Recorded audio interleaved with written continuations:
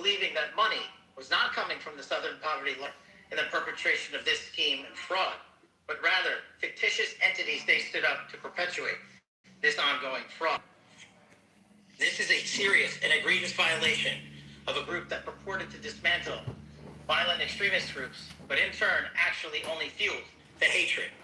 This is an important case brought by President Trump's administration.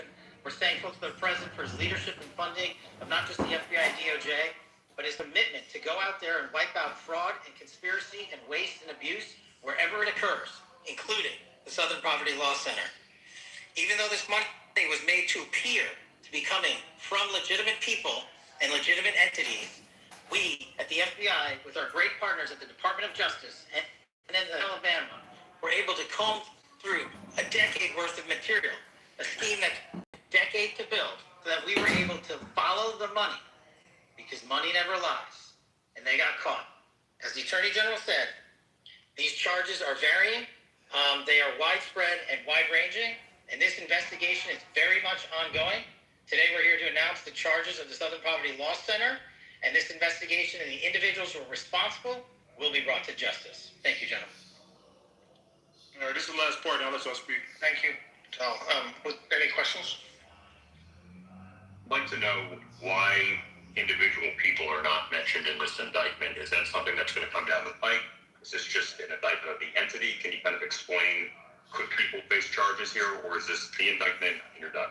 So, yes, I mean, as we said, the indictment, this investigation is very much ongoing, and today the grand jury returned an indictment against only one entity, the Southern Poverty Law Center, and we'll go from there. But as you'll see from the end itself, it should be obvious from the indictment that investigation is ongoing.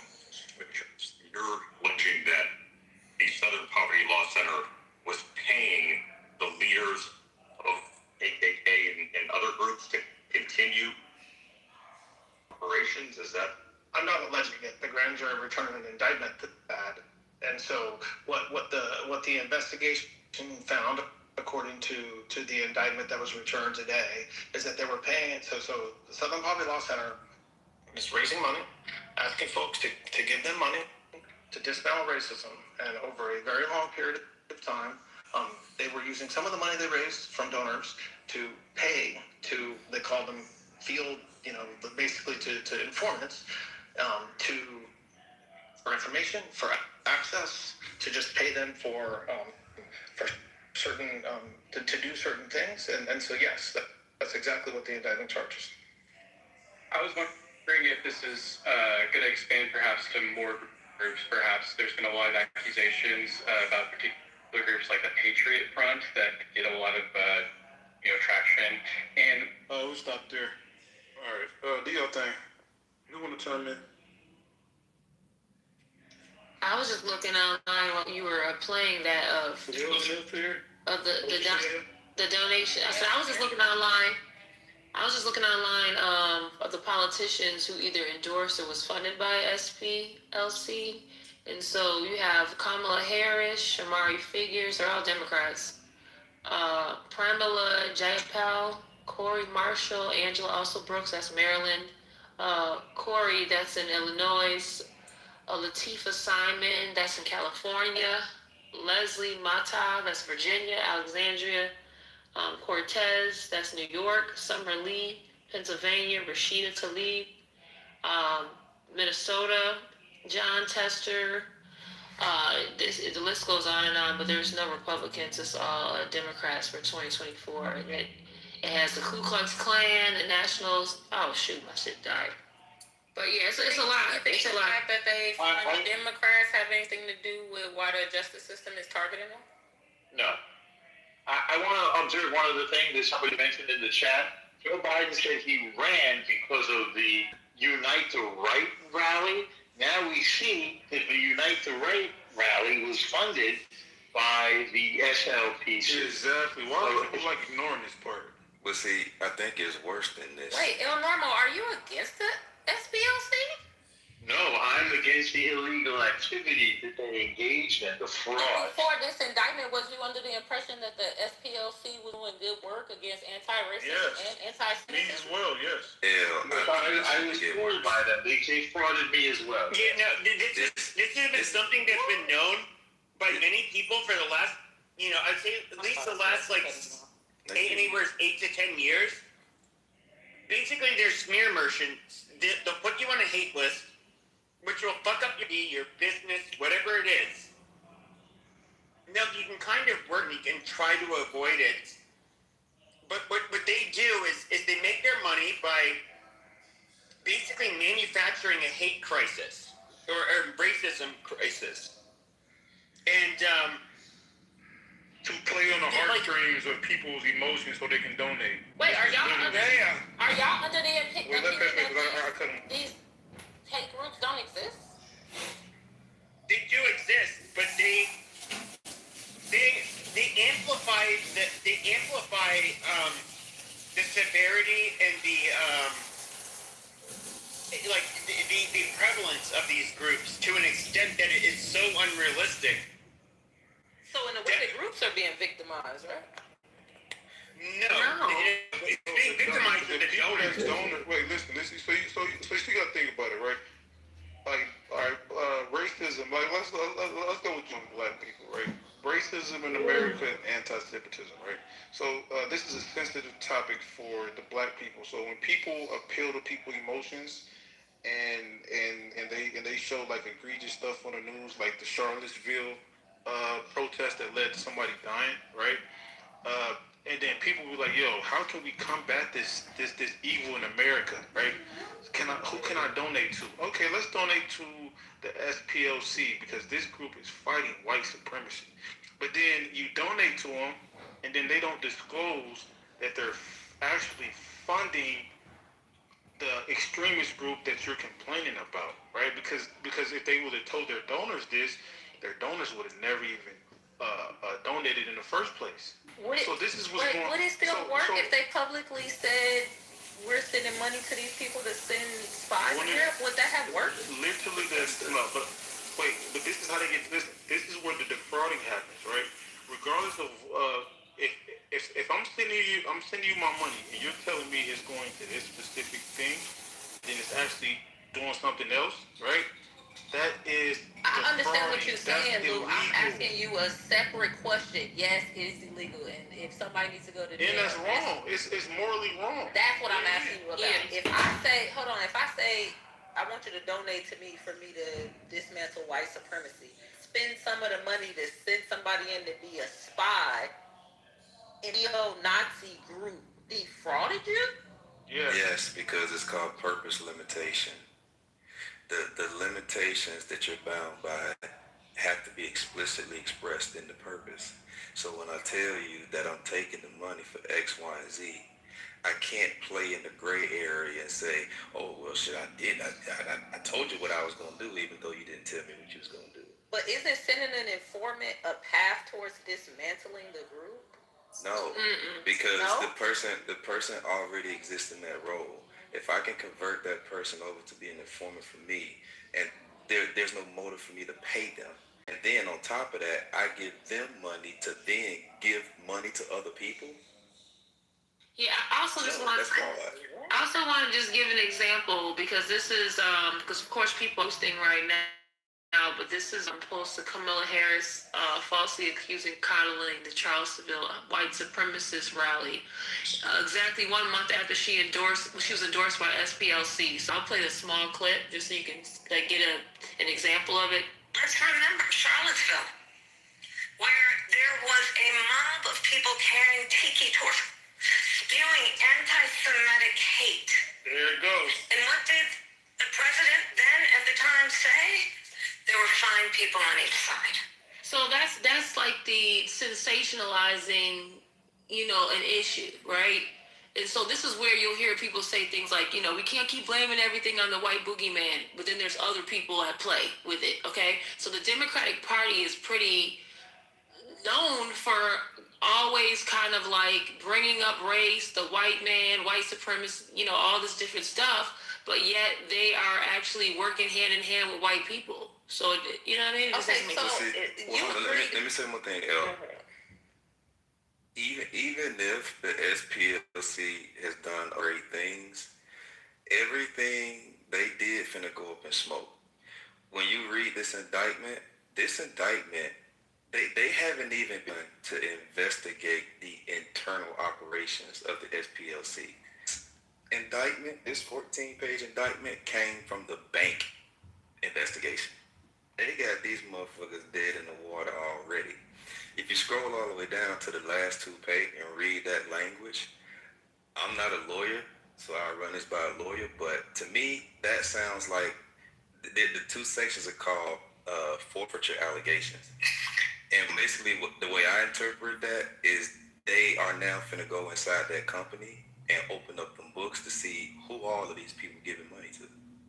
So even if they were doing good, it's finna be the worst smear campaign that has ever been garnered on the company, and it started from bank fraud. Hey, let me ask you a question. Why was that one of these places they was targeting? I think it was the one that they broke into, the National Alliance. Have y'all ever heard of this organization?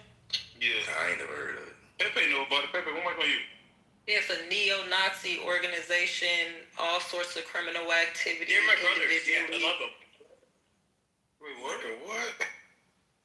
So, I mean, the National Alliance, that's a He just neo-Nazi. flipped the whole room. I mean, the one that's the organization, Pepe. Is that the one? Hey, stop trolling, bro. What is the neo-Nazi, what is the nationalist group? You know, I'm not big fans of them. They drag their feet. They're not true national socialists like myself. And so, you know, in fact, it's. I just don't want to talk about them. They're beneath me. What? Can you Wait, so you can speak at length about the Southern Poverty Pepe, you Law gave them Center, money? but you don't have anything to say Pepe, about yeah. the neo-Nazi Money, group, the wait. National Alliance? Hold on, Pepe. Lou, you Are you a government informant, yes or no? Oh no, I'm not. He said you gotta ask him, is he an F? Yeah, Y'all don't think it's odd But that depends. Hold on a second. I need to ask a clarifying question. Do you have any plans to harm any institutions, property, the government, or anything related to the United States of America, foreign or abroad? what the fuck? If you don't have to, if that's not your plan, I'm not informant. So you know, No, but I'm saying this though, right? If you look at page 4A, they actually pay online people too. It says F37 was a member of an online leadership chat group that planned the 2000. So the person who planned the Unite the Right, it came from an online group, and this is one of the government informants that paid $270,000. It was a government informant or So he's a secret paid F37. So no, he's not a government informant. It's from the Southern Poverty not a Law government Center. informant. He's a SPA. No, he is paid by the goddamn paid by a non-governmental organization, the SPLC. And you would be against an anti-white supremacist organization sending somebody into an online group to spy on them? Y'all are against that? No, they didn't send nobody. These people was already in the leadership, and then they got offered the money. These people wasn't like created by the SPLC. This dude already made the group, and then he took money No, I'm from the talking SPLC. about not the group. I'm talking about the individual person that they was paying. Yeah, he was part of it. Those people were not. Do y'all know if they were? They were paying their own fucking people, and then they were paying egregious actors that were literally proliferating. Talk about the most racist goddamn people. Like, this is so Acting like that's what happened. That's what you know. Wait, No, I'm asking. I'm gathering information. Y'all are asking. You was inferring, right? You was talking about. Yes, my understanding of it is that they sent people. Are you telling me I'm wrong? Where are you reading that at? They didn't send anybody. They were already there. Wait, hold on. Where are you No, saying that they? Let me go back to it. They literally. That's what I'm saying. Like, why are you doing this? Like, what do you think? Like, Wait, are you saying I'm speculating too much in IG? you're I'm not speculating here. You want everybody to be able to talk and give their opinions about whatever. Are you saying I'm over speculating? You're not speculating. You're making a statement. You know You're what? speculating. Y'all got it. Y'all. This isn't even about being pro-black or anti-racism with you, ma'am. I know. It is all about you Pepe protecting your fucking ego and your big goddamn mouth. It's so pathetic. Pepe don't got nothing to say about the National Alliance. I look it up. They got a history of murdering Jewish people and black people. He doesn't have any statement about that, but he got a statement about this. And y'all think I'm doing it. I'm not a part of the National Alliance. What the fuck do you We're just trying to figure out what you're trying to say. That's all. Just asking clarifying questions. You made a statement. That's crazy. Pepe, are they your brothers or are they not? No, I'm not a National Socialist. I'm a So you said they're my brothers. Are they your brothers or are they not? Because they're retards. We have to look after them and hope they don't cause too much damage. So they are your brothers? So they're your brothers? My retarded brothers. Yeah. Get this on recording so we can send this to PLC. Send this to the SPLC. The Knights, they are retarded brothers. They have Down syndrome. We have to look after them. We have to babysit them. But they're, at the end of the day, they are adults. Hold on. We don't have to we're not trolling here. Wait, this ain't just trolling, bro. I don't play that shit, right? This group is anti-black and anti-Semitic, and we disavow these type of actors. So if you really affiliate with these motherfuckers, fuck you, and I hope you But I'm anti-retard, so we're not exactly aligned. Like, what the fuck? All right, can you explain the ideology or no? If not, we're gonna keep pushing. We don't want to do this shit.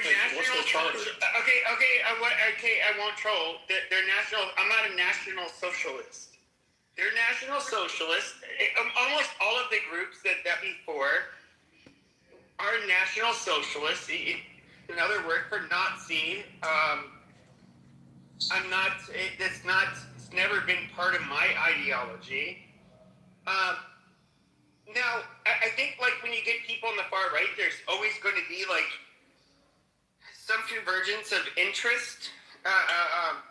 But we generally are going to vehemently disagree on many things, and we don't get along that well. And one of the things a lot of people in this room might not understand is they were never in far right groups.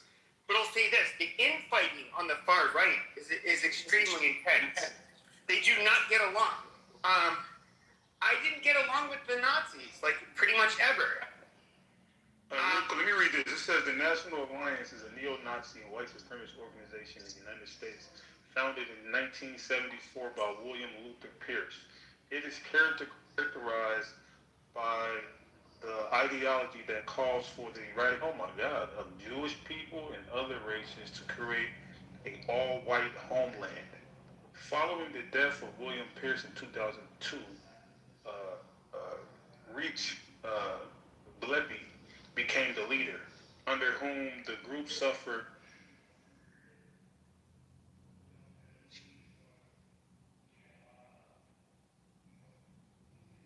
to revive the group.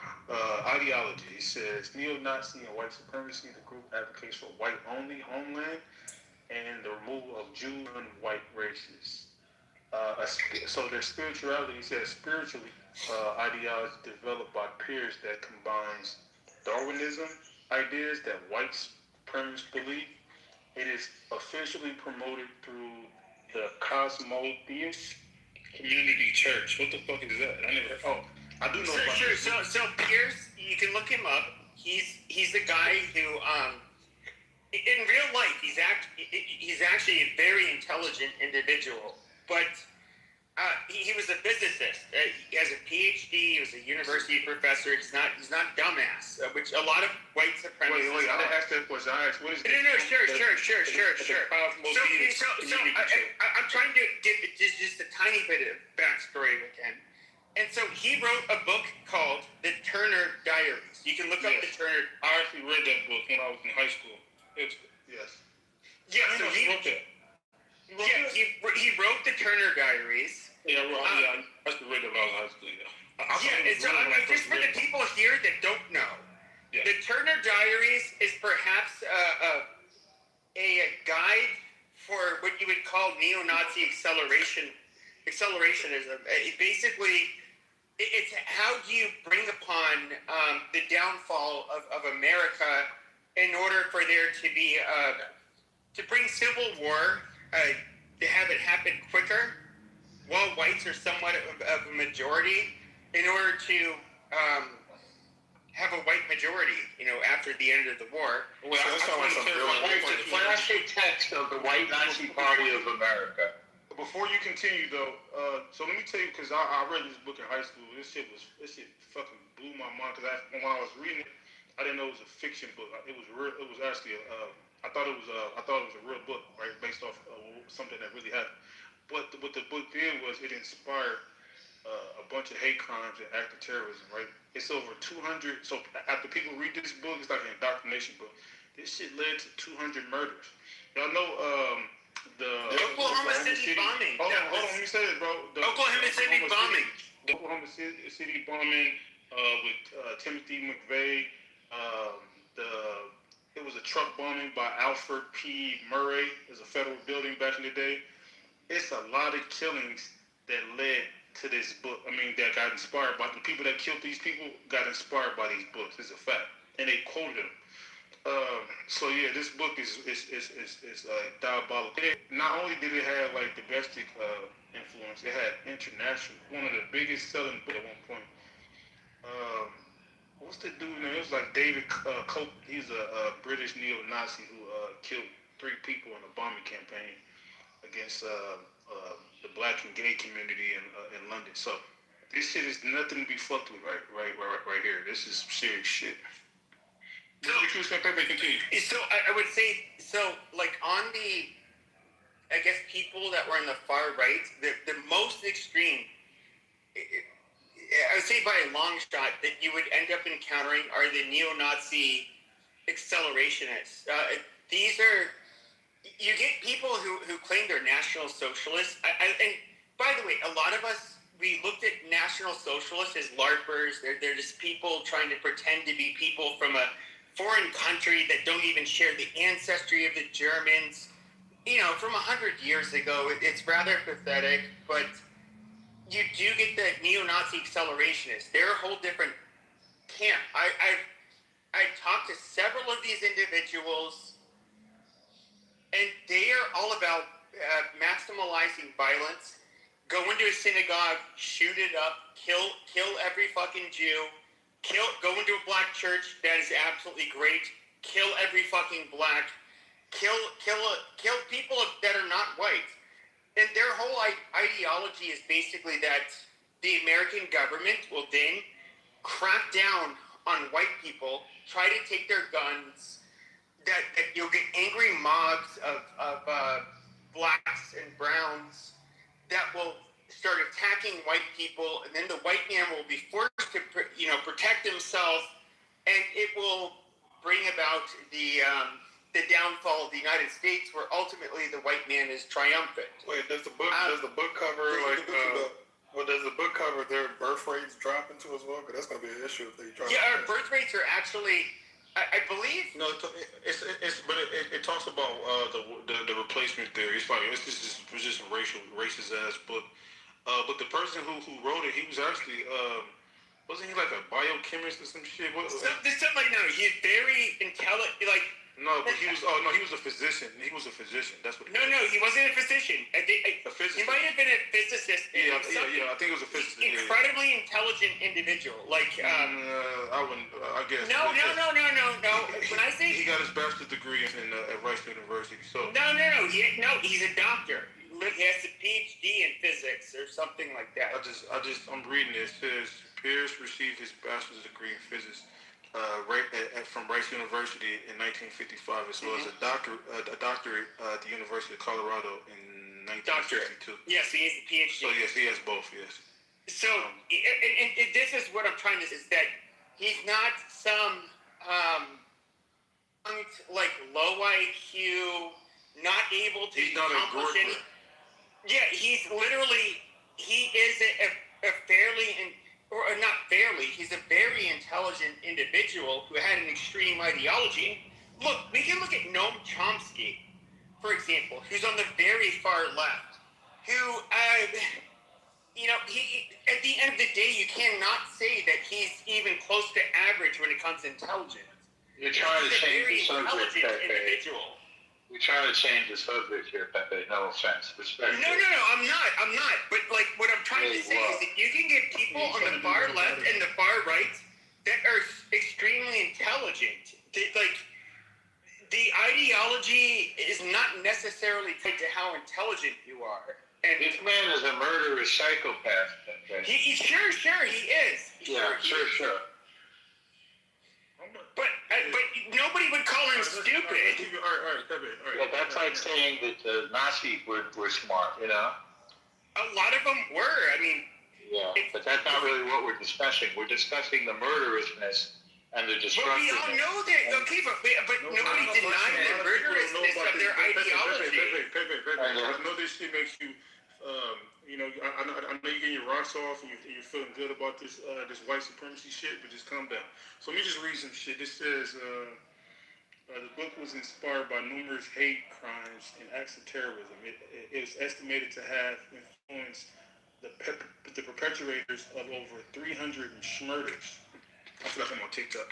In 1983, inspired by the Turner Diaries, 3 members of the Sword in the Arms of the Lord plotted a bomb the Alfred P. Murray Federal Building using a truck bombing.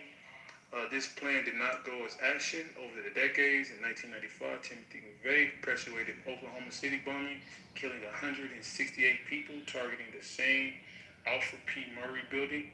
What else? It says he was found with a copy of the book with several phrases highlighted, including, but the real value of all of our attacks today lies in the psychology impact, not in the immediate casualties. And we can still find them and kill them. This shit is like diabolical. What the fuck?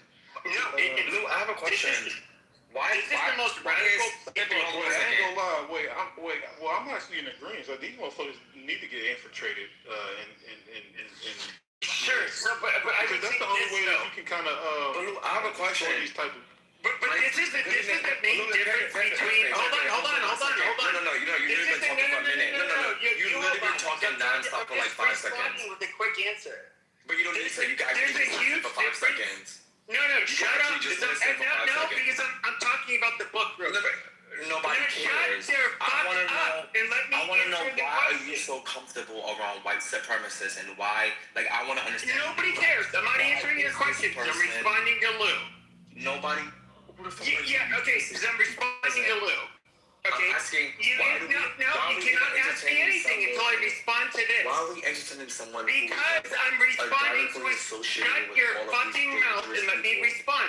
I only have one sentence to say. Just shut the fuck up. I really don't understand. It's really interesting that you. Nobody cares. Let me say the. I'm just responding to his point. He wasn't making a point. He was making a statement. No. If you actually take the time to actually listen, did, and this is where I'm responding to it. A statement doesn't need a response. It needs to be actually understood. And if you actually take the time, you might actually learn something. Hold on, real quick. Let me say this too. For an example, Mr. Lufa. Yeah, whoever's on the stage, muting me and then kicking me down, that's so retarded. I was responding to Lou. Alright, hold on, bro. Let me just finish this part. My bad, I had a phone call. It says J.M. Berg noted that there was, quote, no clear indication that Timothy McVeigh subscribed to any specific white nationalist ideology despite his fixation on this text, which is cat. The book was the first piece of evidence introduced during a trial. Witness testified that he was obsessed with the book and sold it at a gun show. His attack was very similar to the truck bombing of the FBI headquarters in the book. After the bombing, the book was brought to greater public attention.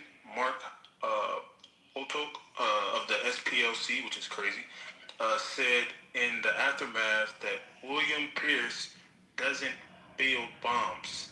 He builds bombers. Pierce stated opinion on the bombing varied at the time. Hold on, let me find the part where they was talking about this other dude. Okay, here we go. So it says the book also inspired the formation of several violent groups. One group called the Order, which is a white supremacist organization, terrorist organization. Yeah, I know the former leader. I've talked to him quite a bit. Is he your brother, Pepe? No, I've talked to him on X quite a bit. You're like, why does he feel so proud to say that kind of thing? I don't understand. No, I'm saying I know who they are. Anybody come out there might just shoot him. Anybody, I don't care who it is. Anybody come out there might. That says the order, because this is all new to me. I'm not familiar with these groups. And I think a lot of people need to be proactive instead of reactive and start looking up these groups, see where they at, see where their ideology aligns, so we can get rid of these pieces of shit and stop reacting to when they do some violent shit to us. But let me say, it says the order in 1983-1984 was a white supremacist terrorist organization which named itself after the organization in the book. It formally called itself the organization.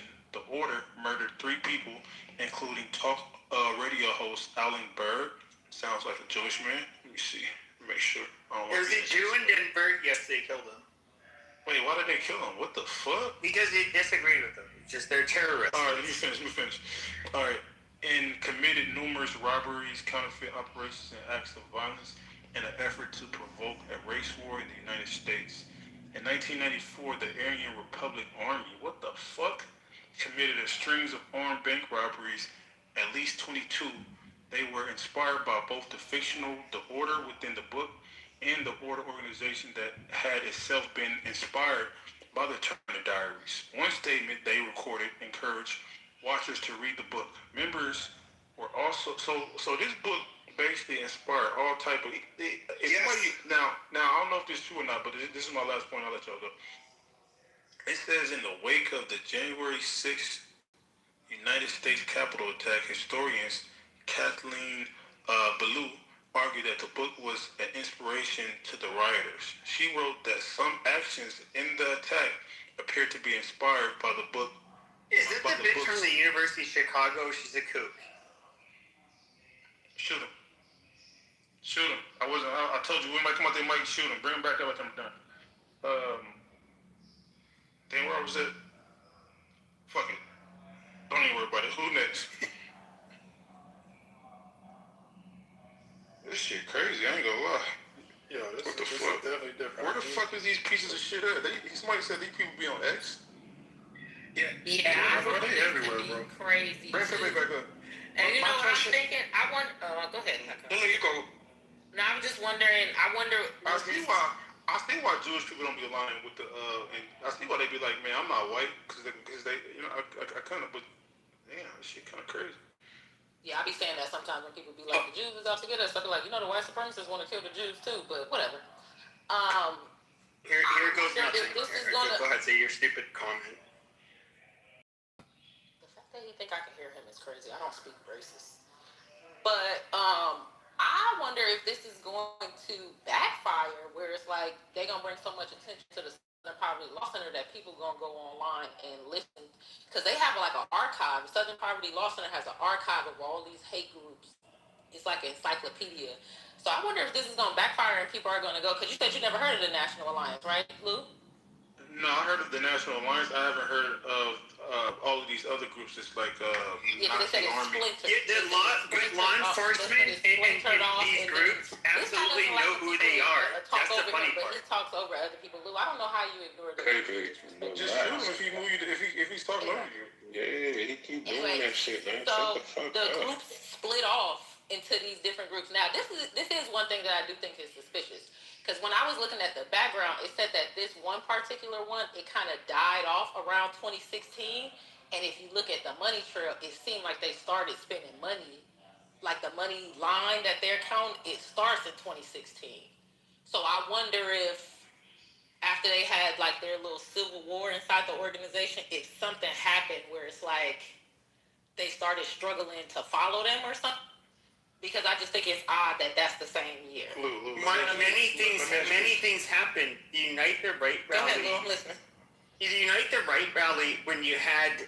Stop it in a minute. Okay, shut up. You're so rude. Why the fuck you let fucking run this room like this? Like, is he crazy? He just basically said he couldn't get the deal. Yeah, hold on, bro. I wasn't even talking. That was Sam. He cut Sam off. I wasn't even talking. But bro, you're not finna disrespect somebody that I know personally, so you gotta chill the fuck out, cokehead. The fuck on. Sam, do you think? Answer this. Yeah, I was going to ask you, and anybody on stage, I can answer this too. So you think that because there are people that are kind of split on? I ain't gonna lie, bro. That may give me Fed vibes, bro.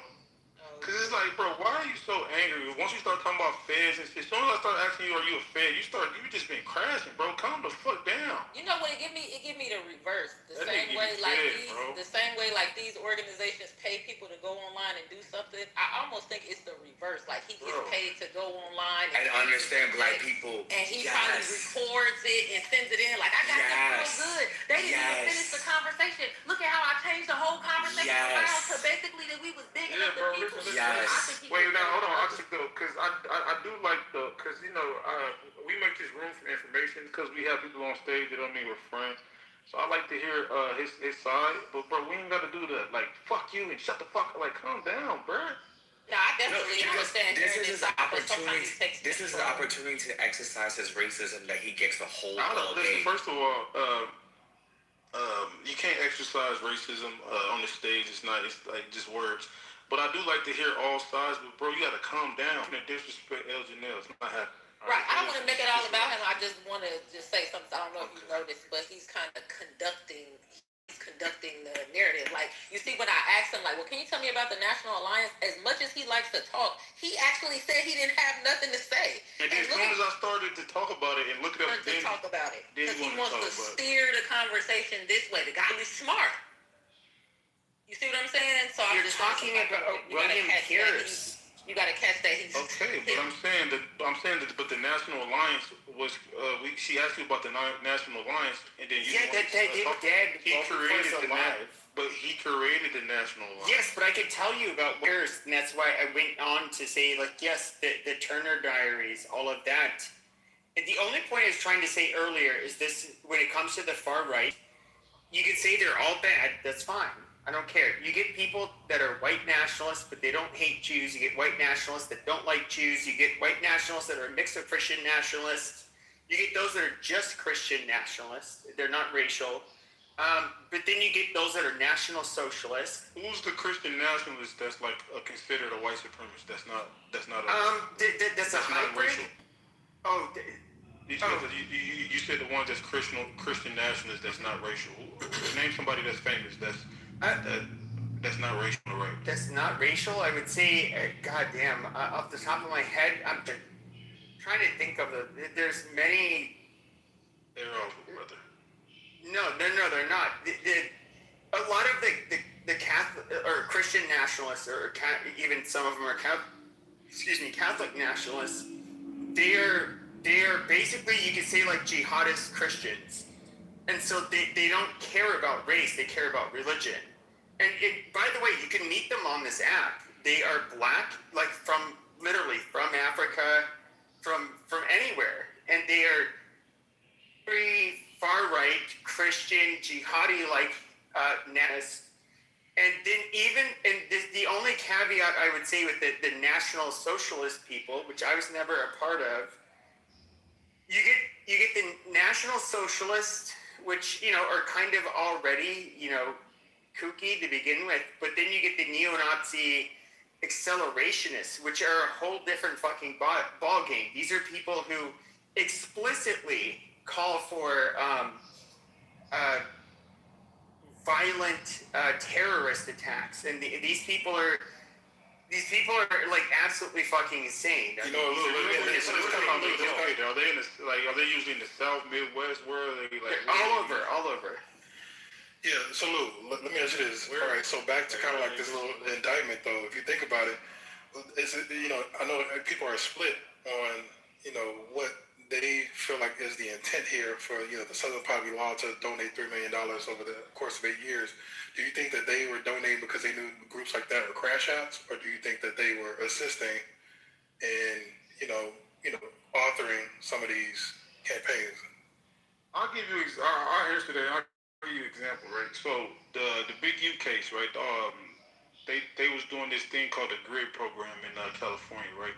Where they was, instead of giving the money to police officers and the money to gang leaders to stop violence in their communities, right? So they give them a phone Basically, they report to the police officers. These are the head of these are like the gang leaders, and then in return, they give them 6 figures, right? So there were gang members that was just doing this strictly for some money. They knew that they wasn't going to give them anything substantial, right?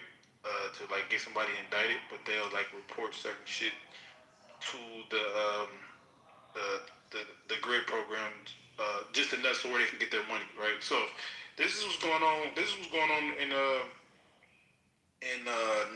California for a minute, like for the last 15 years. So I'm pretty sure that's probably what's going on. I think a lot of these federal informants, these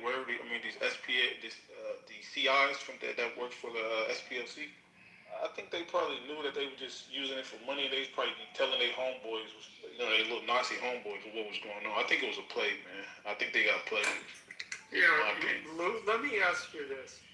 Imagine you belong to a gang, and you find out one of the other gang members is giving your rival gang money to buy bullets.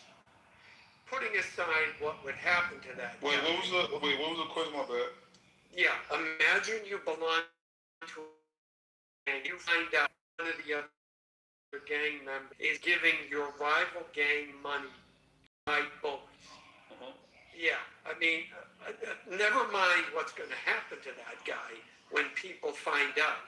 Exactly. I mean, that's the analogy I just thought of here. And I honestly agree. I don't think. I don't know. I think the dudes that they was paying probably was relaying the message, because like it's like, okay, for you to use a CI, right? You would have to have some information on them. That way they won't turn on you, right? Yeah. So like, what would the CPLC or SPLC have on these informants to where they feel like they're loyal to the SPLC outside of just monetary gain? Can anybody kind of answer that? Because the FBI, like, they'll have a case on you, and if you don't, if you don't cooperate, right, they'll just indict you, right? So it's like, what could the CPLC do? If you know what I'm saying, like, You don't think that maybe you don't think that like the fact that they can't jail people and they can't have that type of leverage, that's why they needed the money. One, or wait, what was the first question?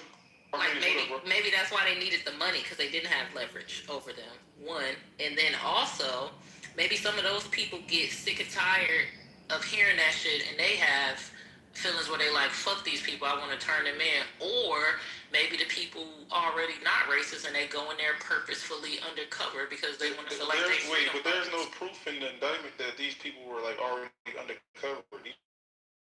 These people. We're speculating. Yeah, I'm speculating. This is we can speculate in here, right? Yeah, I hear you, but I'm saying that's probably happened. But I'm saying it has to be like, okay, if I'm a leader of a gang, right, or if I'm a leader of a Nazi group, right, and let's say, all right, I just want to get some money from the CPLC, whatever. You know what it is, probably, Lou? Yeah. The Southern Poverty Law Center. They would go out of business as an institution, or they would have no purpose as an institution if there wasn't racist, right? So what the Southern Poverty Law Center probably did with this, and I don't know all the details, I'm just going to spitball it, right, armchair quarterback. They probably funded their enemies so they would have a reason to stay in existence and receive funding from various sources. That's not the only thing that they do, though. Like, that doesn't make any sense. That's literally just my logic when I first read this shit. Right. Y'all just aren't familiar with the source. Hold on, let them land. When an institution or a public institution especially loses its purpose and it doesn't restructure or find a new purpose to our existence, it just basically gets destroyed. It's almost because there are no more white supremacist organizations to fight anymore, right? Exactly. Well, not like it used to be, right? It's not like Jim Crow, right? Or like political parties that are actively, openly white supremacists, right? Do you think it has to be as bad as Jim Crow to still need to be fought against, or? I think the Southern Poverty Law Center has been wasting a lot of money in the last 20 or so years. Wait, no, I'm sorry, but I asked you a separate question. Even Yeah, the so white supremacists. I'm Hold on, answering can I your just ask? This question. is my last question. I'm literally answering your question. No, you say you think they've been wasting a lot of money. What I Yeah, asked, so I don't do think you there's. think? I Do you? don't What think I'm? there's. This is my last telling you. question. This is my last question. Do you think that if a white supremacist neo-Nazi organization is not as overt as they were during Jim Crow, but they're still organizing in different ways to push, what did you call it, accelerationists, do you think that they still need to be fought against, or is it like just leave them people alone because it's not as bad as Jim Crow? That's a stupid question. Yeah, the FBI. What do you think? That's the FBI and different local agencies deal with those accelerationists. So the Southern Poverty Law Center it would not be a factor in it. It's like null and void, right? Yeah. So I was gonna say to the point, Luke. People don't even know this, You but didn't answer my question. I literally answered your question multiple times. No, you said it's not like I Jim answered Crow your back in the question day, multiple and I said, times. if If you it's don't not like, as, if you don't like the no, I answer to said the if question, it's not as bad if as you Jim don't like the Crow, answer to the question, you could just move around. I right? said if it's I not answered as your bad I as answered Jim both of your Crow, you would questions. still need to be pushed back against. Yes or no? Yeah, I just answered both of your questions. All right. Wait, before my bro minutes continue, can you, whoever got Chris blocked, can y'all unblock her or move y'all down? Who? It's the profile up top. The profile up top. I'll give you 30 seconds. Thank you. Continue, brother. Yeah, no, I was If she's gonna not say like. unblocked in 30 seconds, I'm gonna move everybody down.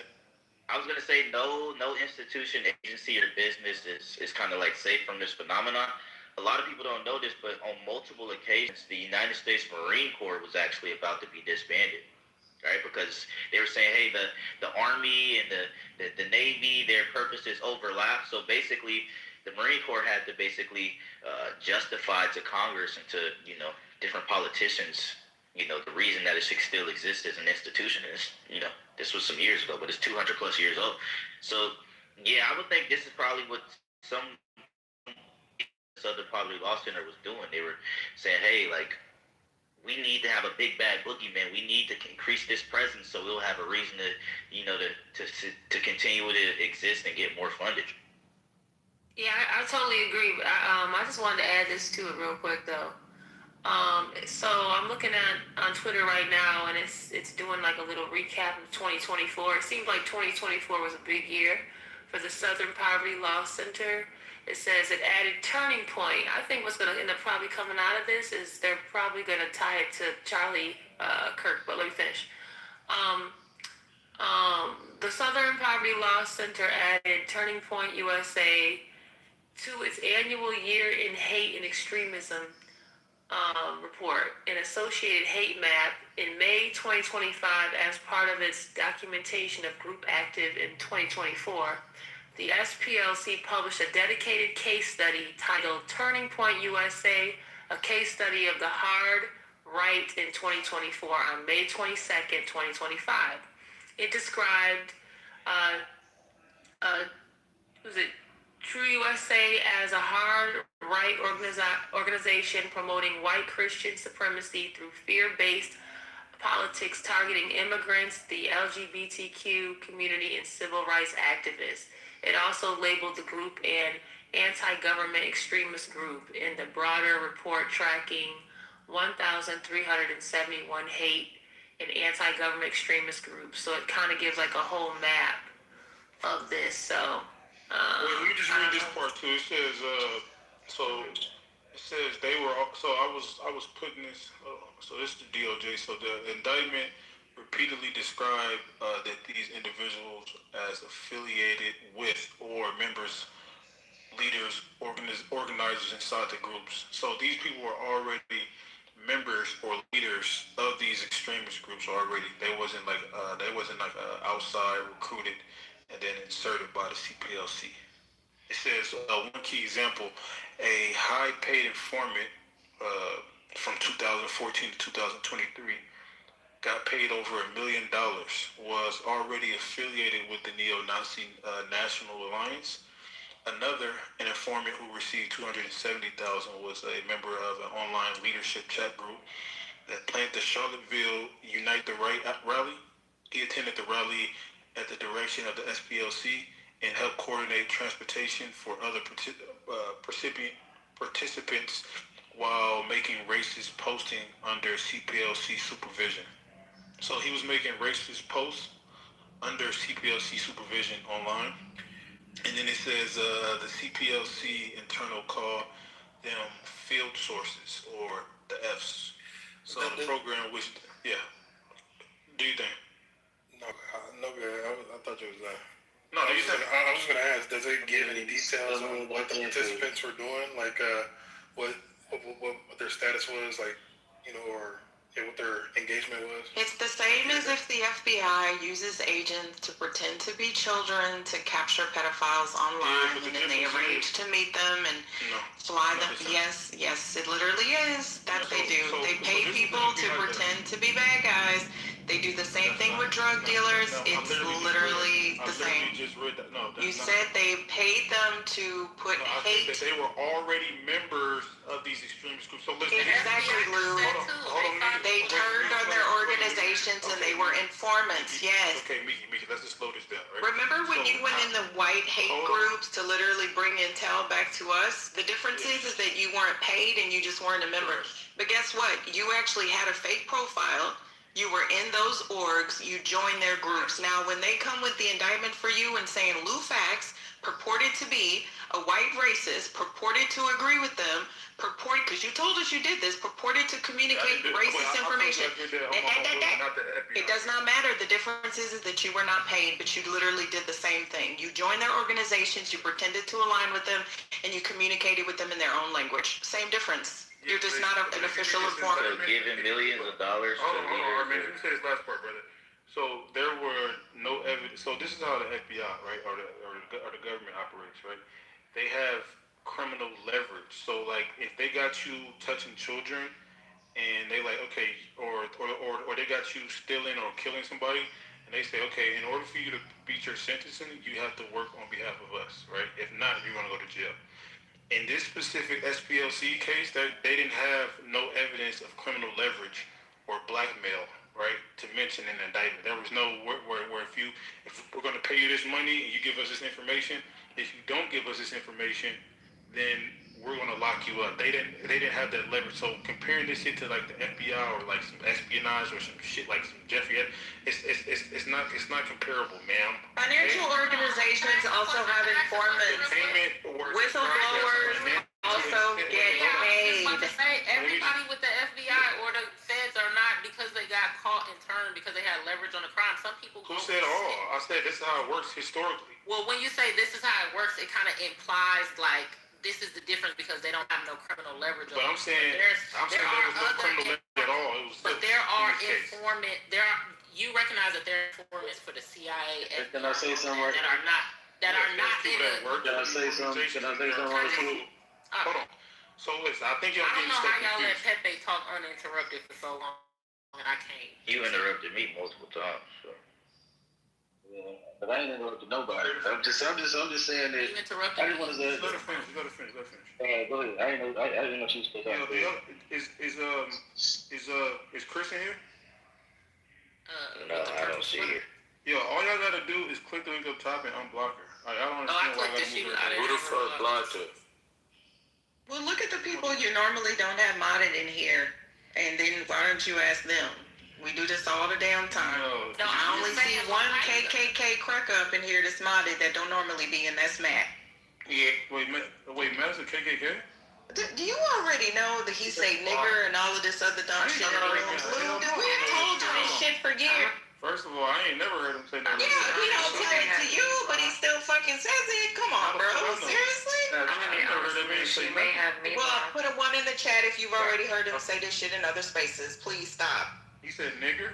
Yes, he also says all kind of crazy. He literally said this clubhouse makes me more racist than I normally do. On your mouth, right? Oh, shut the fuck up, dumbass bitch. We already know who the fuck you are. Backhead.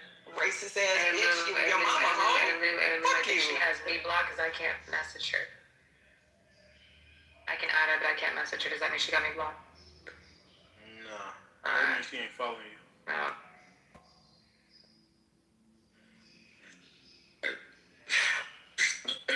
Police lie in investigation. You can't even be a real ass racist because you're a bum broke ass up in here with black people. No friends having fuck. You actually. Police lie and use undercover tactics because they're not trying to get money from average citizens while they're doing it. They're trying to catch criminals.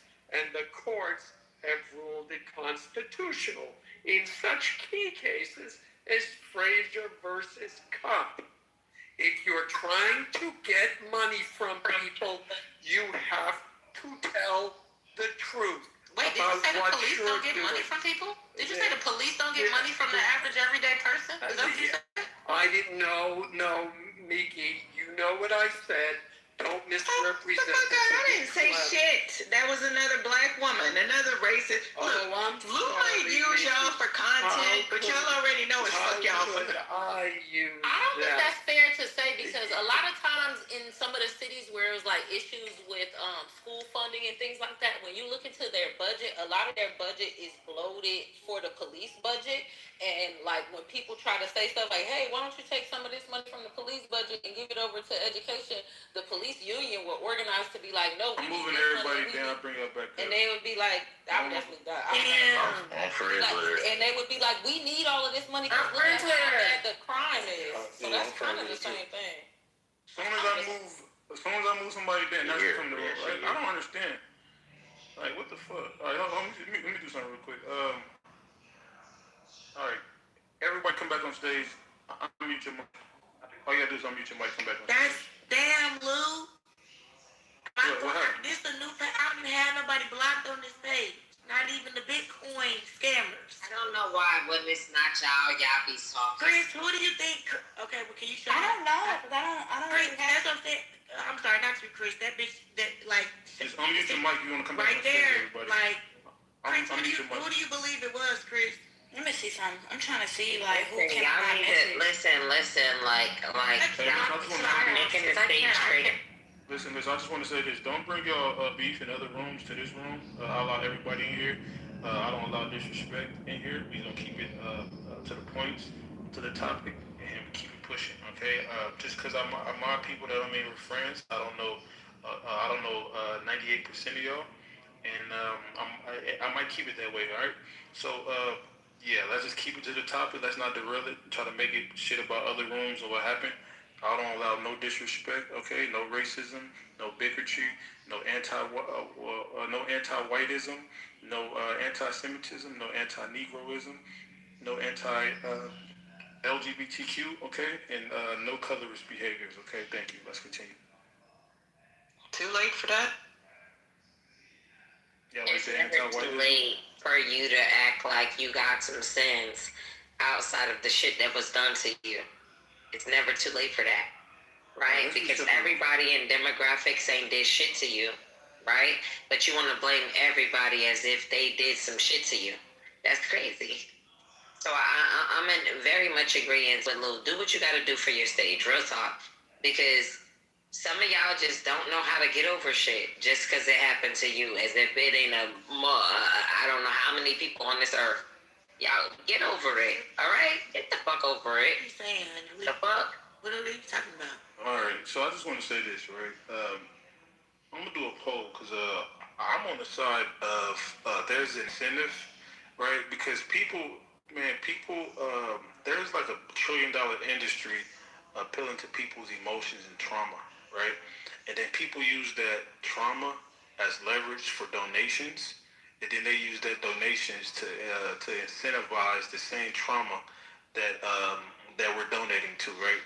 So that's what I think is happening in this situation. I think these people, I don't think everybody in SPLC had this malice intent, but me knowing the history of these white liberals and what Malcolm X has said about these white liberals and how they're usually the most dangerous, I'm pretty sure that these people didn't care about the hate crimes that they purport, and they actually use these people to add on to the division in America so they can make all of this money. Okay, there's a Nigerian albino that's in prison right now for this exact same thing with Black Lives Matter. They use the money, the donations for Black Lives Matter for their own personal gain. So yeah, we leave it at that. Bro, you know Booker T. Washington called this shit out years ago. She already said she felt like it was pockets. Can we all not be young brother first? What? Wait, no, because I asked Lou. Why y'all circling back? She had me blocked. I can't message. Shut the fuck up. Why y'all circling back? Y'all go down our pocket. Yeah, Go wait, listen I to don't have her Pockets. blocked. Pockets got some good ass fucking music. Y'all go listen to Pockets. She got some dope ass fucking playlist fire. Okay, let. All right, mute up. This ain't got nothing. This ain't fucking verses. Just everybody come the fuck. Hey, real quick. So Pockets, when you click on her profile, does it say block? Yes or no? No, it literally says add. I can't message her, so that's why I asked you. Does that mean I'm blocked by her? So Pockets don't have a block. My page. So you can't I will even add it as a PTR if that makes everyone feel better. If you're not following her, she's not following you back. Nobody can message her. So it's not. So she just. So since because before she got in here, you insinuated that she had you blocked. She doesn't know you. I don't know you. I don't know who I was listen, we were what is going on? Don't make this a thing. He was asking if someone had him blocked. Okay, don't make this a thing. I was just making sure if I didn't have her blocked, alright? Or she didn't have me blocked. I was being proactive. The fuck alone. It's nothing on Pockets when I'm in the room. Half of y'all ain't even doing half of the shit. Let her know where you're Pockets going. probably don't got nobody blocked. Extra unbiased. Alright, we're moving on. We're not gonna do the ADHD shit. One mic on our menu. Stop, because they be trying to play Pockets. No, stop. No, stop. Get your big head ass down. Alright, continue. Yeah, shout out to the patriarchy. But no, Booker T. Washington actually talked about this phenomena, well long. You know how long he lived, right? How long ago he lived.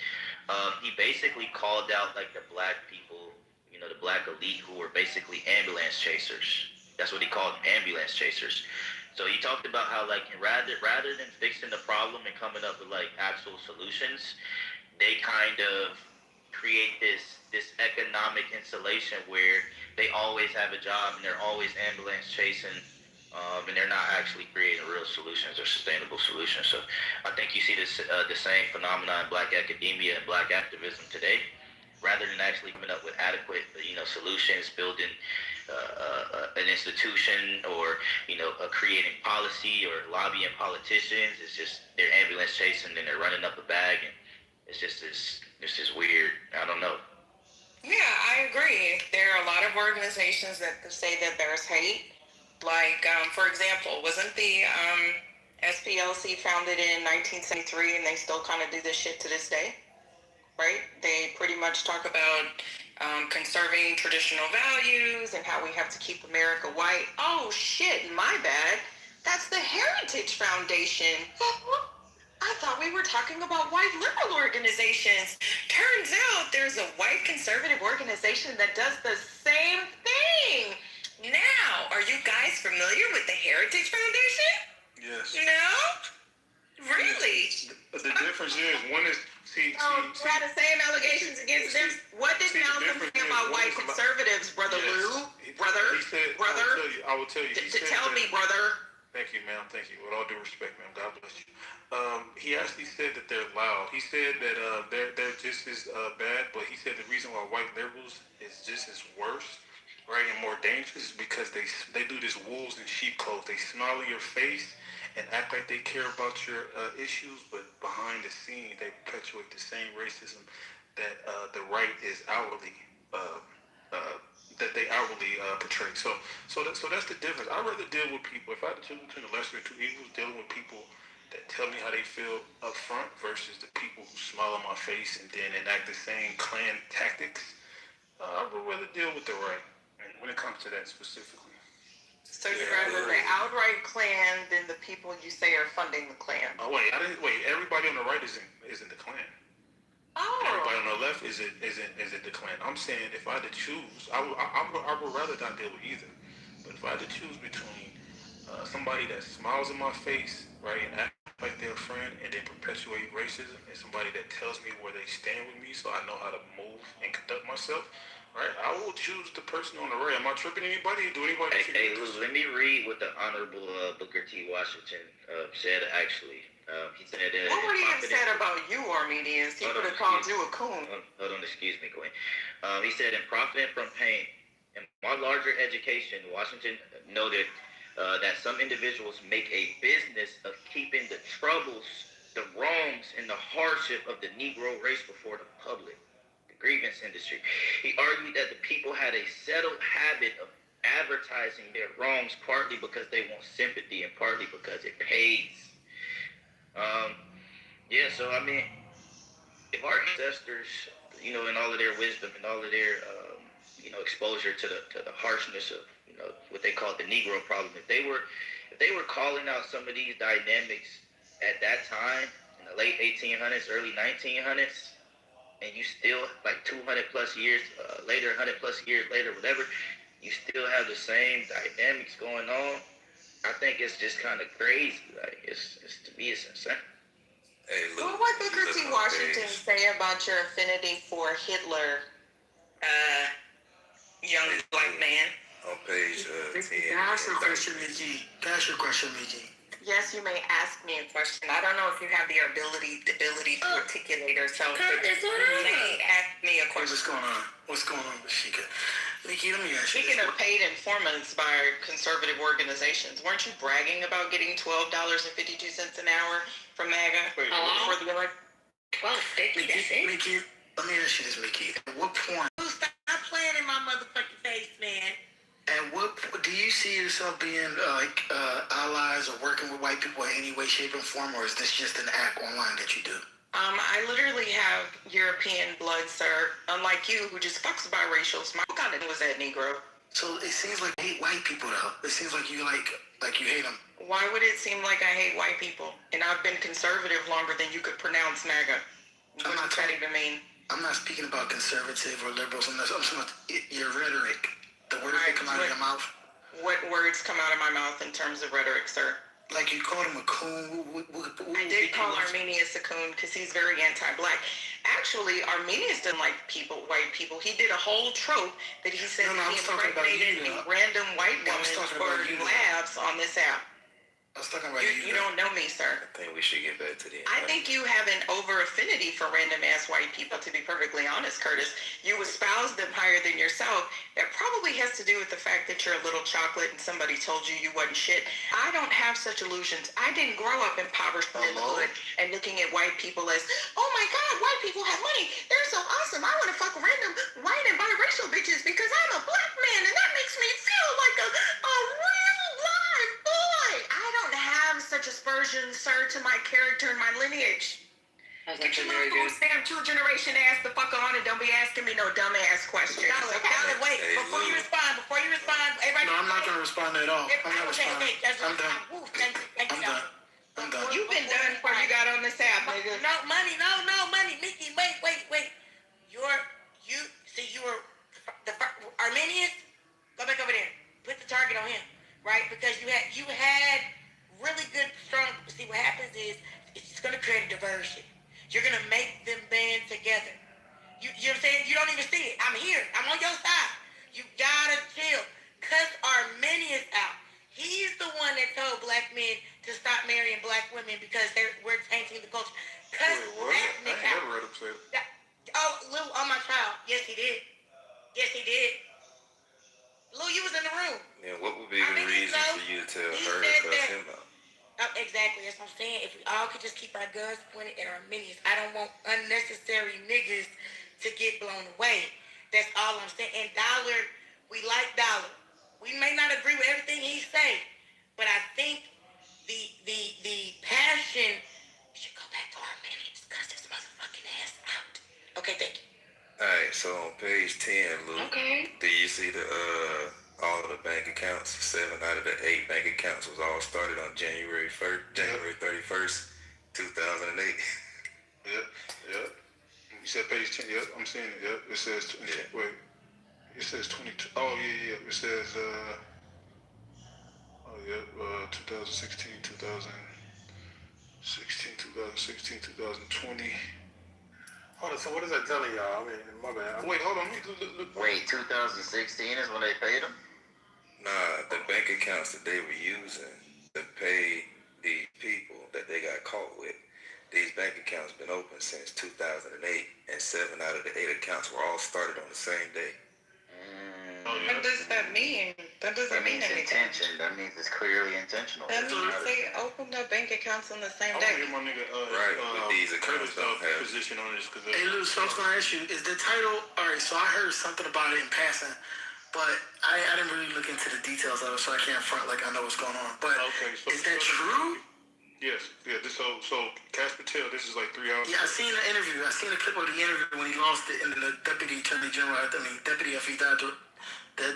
FBI director had to step in. Who lost it? Cash Patel, when he was like, when that dude was pressing him about some shit at a conference.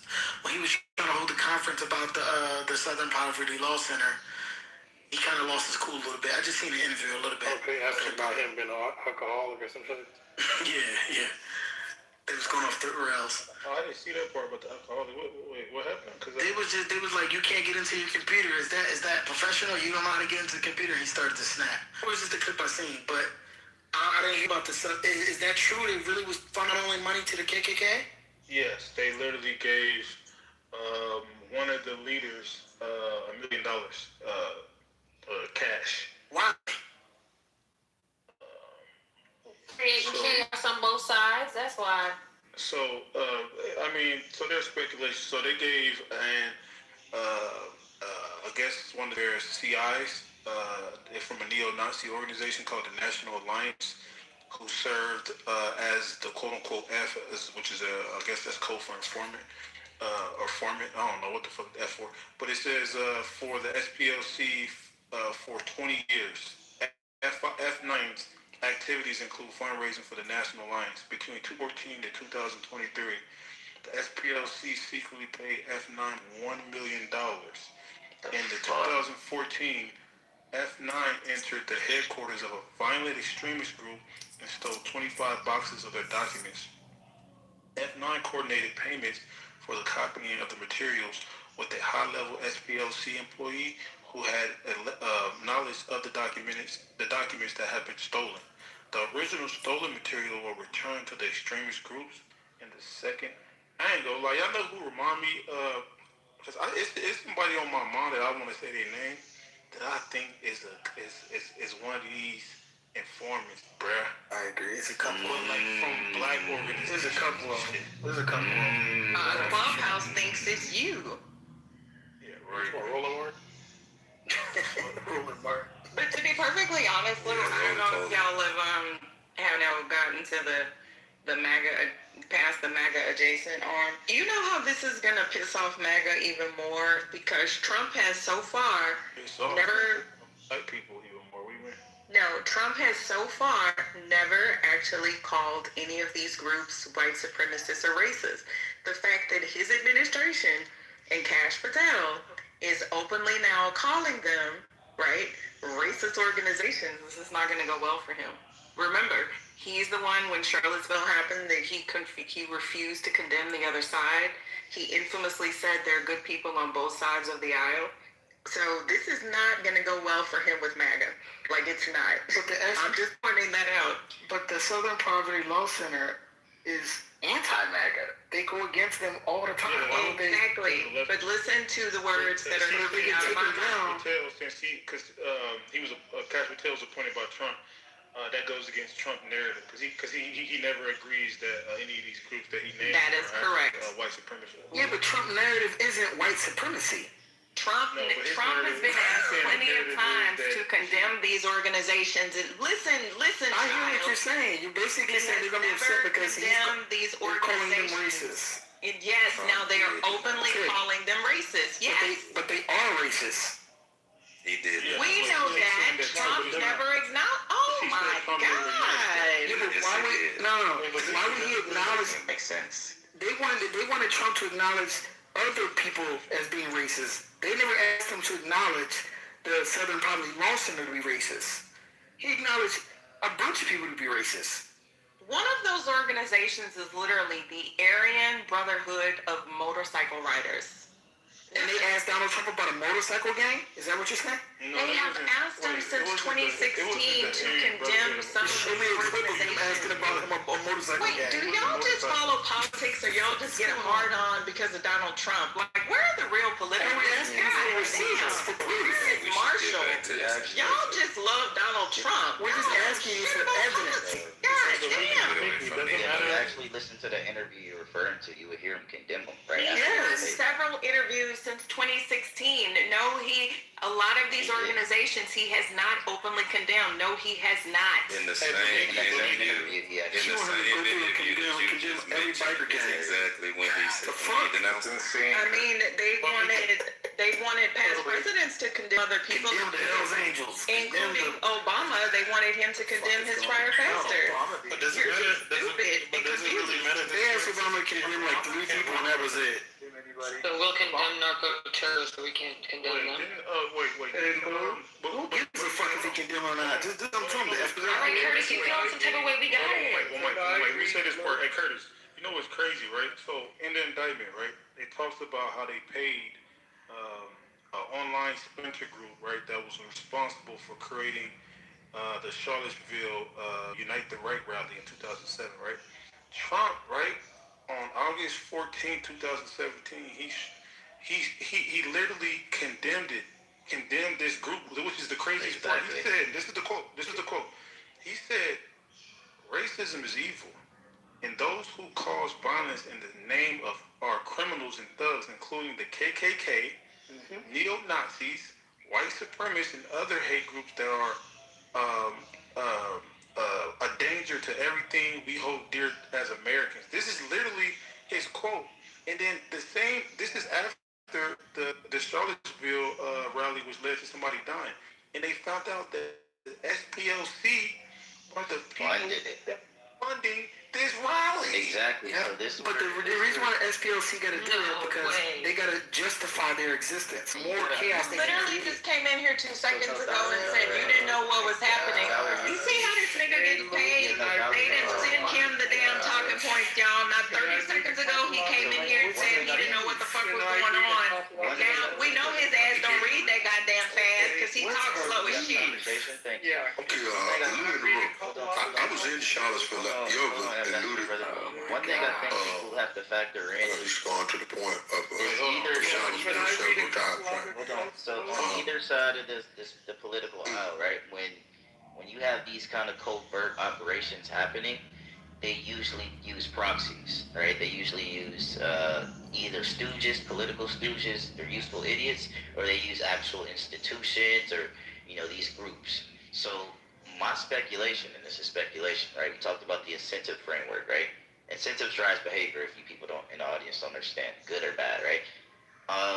My speculation is some political coalitions, some factions siphoned them that money, that dark political money, and they used it to create artificial conflict and fuel artificial conflict. So they would spin these narratives and have more quote-unquote firepower against their political opposition. Exactly. Wait, I just want to say this. I'd like to weigh in on a couple of facts here. Real quick. Hold on. I'm going to pass to Ambassador, Dollar, and then Alan. But let me just say this real quick. Now, Mickey just said verbatim, right? And I'm on the side of right, right? Me personally, I'm independent, right? You just said Trump never condemned these groups, and I just gave you a quote. This is from October 14, 2017, right? This is his strongest and most specific him condemning this group. He said, racism is evil, and those who cause violence in the name are criminals and thugs, including the KKK, neo-Nazis, white supremacists, and other hate groups. Hello? Look, she's on mute now. I thought you said that Trump never condemned them. He didn't condemn those groups. He refused to condemn the groups that made the murder at Charlottesville. And you actually keep misstating, which is why I put the indictment in the top. Slow as you motherfuckers read, because you actually mispronounced clandestine earlier. It's literally clandestine. I don't know what the fuck you said, but I wanted to come back and tell you. No, nigga, you fucked that word up. Don't take the bait. Just have it stick to the facts. You said like 5 different Don't take the bait. Make her stick to the facts. I I know y'all like being illiterate, but you know I don't like y'all crazy. Can you just address what he said? Nigga, you just got in the fucking room and you said you barely heard of it, and now you asking me questions?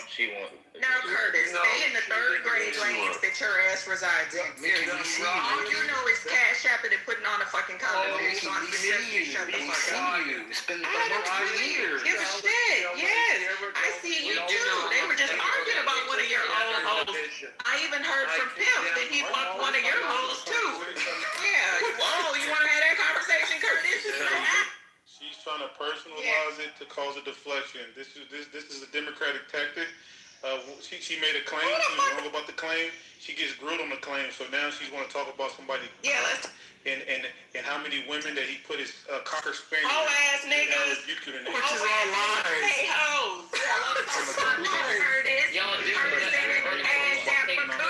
Can we stick to Charlottesville? We went from Charlottesville to Punani. We went from Charlottesville to Punani. We went from Charlottesville to Punani. Let's get back to the topic. This is a deflection, okay? She never had a man that was more handsome than Curtis, so now she's trying to condemn him, okay? Thank you. Yeah, this nigga gotta pay $5. And I didn't even ask the question, Lou. You asked the question. The answer me is you gotta pay for this, nigga. Why am I being attacked? If Lou asked you the question. Curtis, you're safe. I promise you. She was trying to get her shit off. She thought it oh yeah, they've been talking about your ashy ass dick pics too, Curtis. God damn, nigga. What? I don't even have any dick pics. What are you talking about? Man, I saw that. Hey, Lou, put her in timeout. I don't even leave that dick alone. Y'all been having rumors all goddamn day about Curtis's coochie. Now y'all like, oh my God, he's such an upstanding individual. But we do know that every organization has dirty money. We know that, right? We know. So anyway, Mickey, can you please address what he said? You said that Trump didn't condemn. Don't address me, you cash app for charlatan, you're conservative. Unholy. And her ass. Lying random bitches out with roaches in their apartment. Shut the fuck up, Curtis, and go get some goddamn raid, nigga. We actually have a conversation. Probably not with her. Oh, no, go ahead. I'll sit back on mute. My bad. We need to fumigate the stage because Dollar is on it. I'm just saying. He like hoes with bed bugs now. All right, I heard you not too picky, nigga. I heard you not too picky, nigga. Boy, you wasn't the first one to hit none of these hoes. You was like, what are you talking about, Lou? Can we find an organization that dirty money? I ain't gonna lie, Mickey. You sound like you getting paid right now because the fact that we on pussy and we just talking about politics. Now, why would I get paid to talk about Curtis's hoes with his woes? I don't even have. Like, who the fuck is gonna pay me for that? Seriously? Who, Lou? Stop. Can you just stick to the questions then that Lou asked you versus talking about something? You just making up stuff. Like Lou asked you a legit question. I just wanted to hear the answer. Did Trump condemn the Charlottesville, and did he publicly condemn neo-Nazis and Ku Klux Klan? Yes or no, ma'am? No, he did not. Yeah, he did, and I can read the quote if you Oh, goddamn. We don't have 5 hours for your slow ass to read shit. Enough of the geriatric Shut up. Oh, shut up, bitch. Alan, Lou already read it, bro. Please don't. Roar. Double roar. Yeah, Mike. Yes, I'm a fairly harsh critic, not the harshest, but considered to be one of the harsh critics of Trump. Now, I was in Charlottesville, by the way, and we fought some of these oppositions in the garage. We kicked some ass down there. It wasn't shown on the national news. I was involved in the Charlottesville, and we had a man named Corey Long. He was known as a flamethrower. And Ambassador, you was on there knocking. Trump. Listen.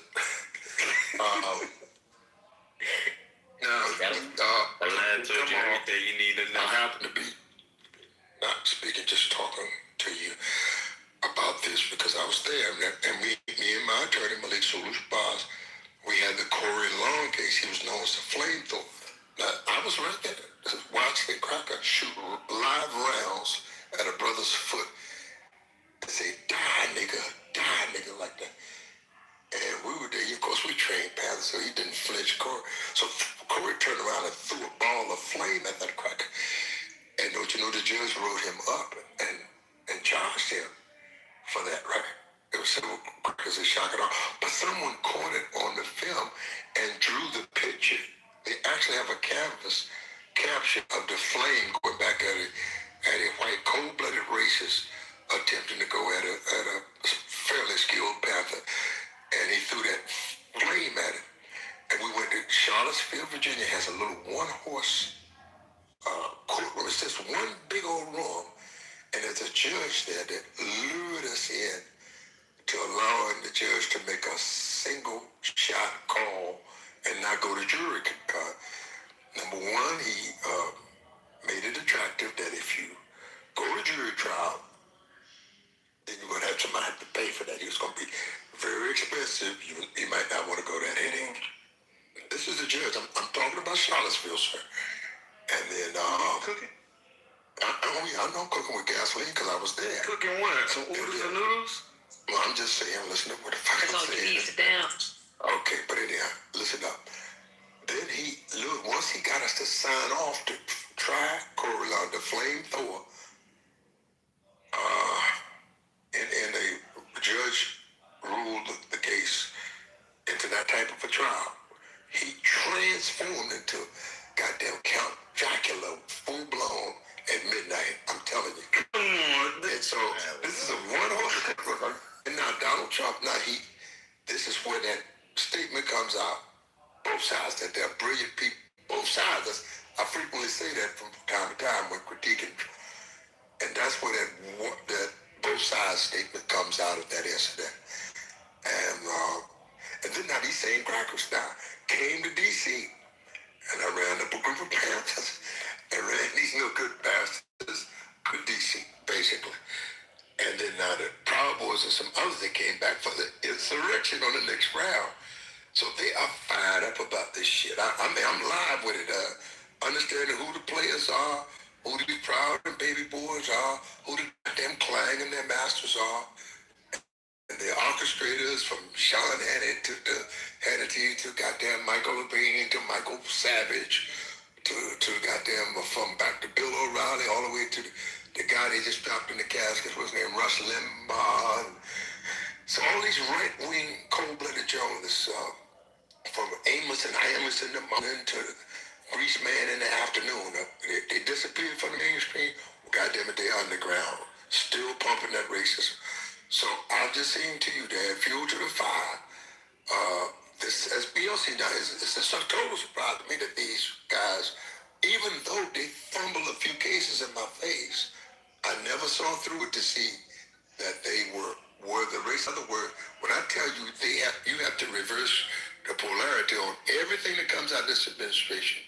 Well, there's the live case in the Southern Poverty Law Center, and they are the Clang, and they are the government, they are the Army. Like McVeigh comes out of what? USArmy.gov, and I'll land my plane just on the facts that they practice this racism, and if we want it to stop, we must stop it, because they're not going to stop on their own inertia. I say, can you repeat that from my phone? Oh, hell no, Lou. Hell no. Can you repeat that? Basically, he said the nigga transformed into a vampire at midnight and racism is real. That's what he said. Thanks for translation, sir. Absolutely not. Hey, Lou, can I ask you a question? Do you think it's a generational, like, some of our grandparents and parents need to probably go home and just chill and let us handle it from here? No. Why did you let this little bitch baseball remove me from the stage, Lou? Who the fuck is that? Baseball you can't removed even be me a from softball. stage. That's crazy. How you know you removed you? Because I can see it in the goddamn little thingamajiggy. Who the fuck is this dude? I don't know. I mean, the older generation, they might need to hang it up, man. They're in the way. Lou. They're in the They're way. little crackhead ass Generation friends. ain't shit either, to be honest. In baseball, don't remove nobody out the room, brother.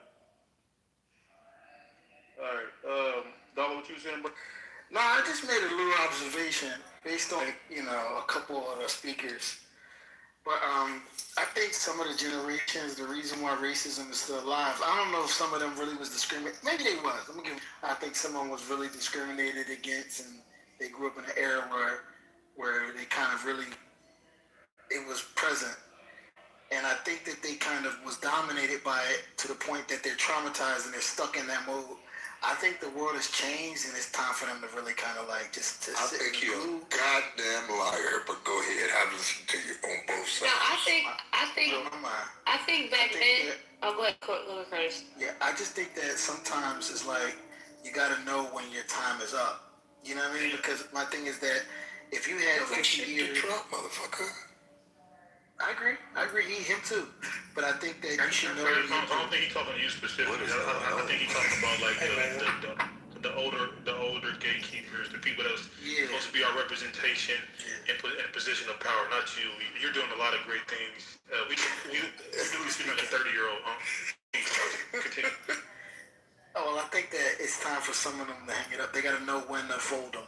You know what I mean? I think some of them need to fold them and just kind of like. Can you give some examples, like who does this apply to? Like, who do you feel like is like outdated? Because I do think people are stuck in the '60s because the progressivism in the '60s, '70s, and '80s, which makes sense. I see why they voted the way they voted, but like progressivism in 2026. So, a lot of them grew up. Strong Thurman at 100. A lot of them grew up. You gotta be kidding. A lot of them grew up or came to age when the United States government was actively trying to run a psyop on them, right? And some of them got caught up in it, and they're psychologically brainwashed to believe some of the things that the government wanted them to believe, and they're rooted in that.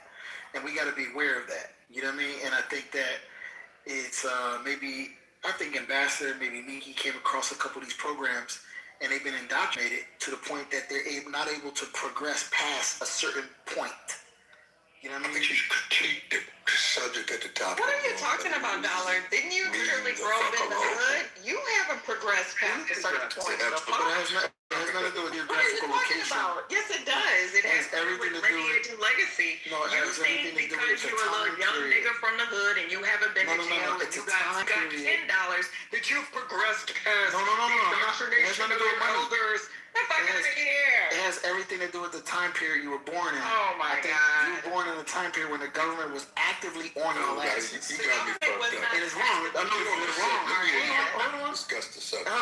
I'm saying that our government. My dad is literally in a house, the land we've had for 5 generations. I'm not talking about ownership. Well, then how come you don't have the same shit that I do? Wasn't the government on your black ancestors' ass? No. We have two different mindsets. Oh, okay. Well, we have assets, and you got a fucking mindset. Hey, we're not talking about finances. Of course, it's not finances. But that's another thing. Assets. You're progressive. Some of y'all work more off. I fuck white girls. There's no oppression. Just a random ass white girl let you hit does not mean there's not oppression. Are you sexually repressed or something? Why always goes the sex? I'm mad because I had to hear about your sex life all in the fucking hallways. You literally talking about I'm sexually repressed. I know every hoe you done fucked on this app because y'all talk about it every goddamn conversation. So in that case, if you mad about a hallway, why you bringing it into this room? Because we don't want to hear about it. Remind you who the fuck you are. White women are down. $5 and you think it changes who you are, and you want to talk? You dare to even address me? I did. I was just saying. Sex in the hall. I don't care if your family sold the fuck out to white people and still ended up with shit. Like, please, Curtis, are you serious right now? Like, nigga, please. Stick to the lakes and the rivers that your hood ass is used to. Like, seriously. You're right. Stay in your fucking black ass lane. I am. You're right. Oh, I already know I'm right. Just folded your ass up like an accordion, buddy. Yeah, y'all two should close together. You know what? I argue with shit. Can we have a conversation without personally attacking people? Like, it's kind of, come on, it's like, just fold up the conversation. Let's have He's asking us dumb shit. Shake was literally a fucking Black Panther, and this little dumbass nigga gonna dare talk about Shake was indoctrinated. Nigga, Shake them probably that you couldn't even fucking deal with and get out of. Have some fucking respect, Curtis. You disrespectful as hell. You know that? You telling me about disrespect? In the same vein as Shake. I didn't even do 5% of the shit that Shake has done. I don't even have to agree with him. You a disrespectful little nigga. You know that? Don't pay no attention to this dude. I'm always gonna have respect for you for what you did for this community. Fuck this little disrespect. So let's take El Sharpton, right? Let me say this. Let's take So let's take El Sharpton. Okay. Hold on one second. Hold on, Alan. For example, let's take El Sharpton. Let's take some of the people who are representatives of Black Americans in the Congressional Black Caucus. Some of them need to give up the seat for younger people. Okay, I think that's what Curtis is saying. Thank you. We have some politicians who are older and they need to pass the torch to a younger, more fiery, population that is trying to deal with what's happening at this time, because every 20 years we have a different set of issues. Each generation has a different set of problems. For example, my children are having a different experience from when I was a child. They are dealing with a different level of diversity. They are dealing with a genderless society. It's other things that are going on that are socially programming them to like walk outside the school, be anti-American, and have a protest against ICE. Al Sharpton's generation does not need to be in charge of that shit, okay? Somebody young and vibrant around my age needs to deal with the issues affecting my children. I think that's what Curtis was trying to say. Yes, that's exactly what I was saying, because you want to know why? They're more prone to listen. Like, I think the older generation, they just have a listening problem. You know what I mean? Like, they really are unable to hear us because they don't want to hear us. But you don't have shit to We can't even come to terms on what racism is, what a woman is, what love.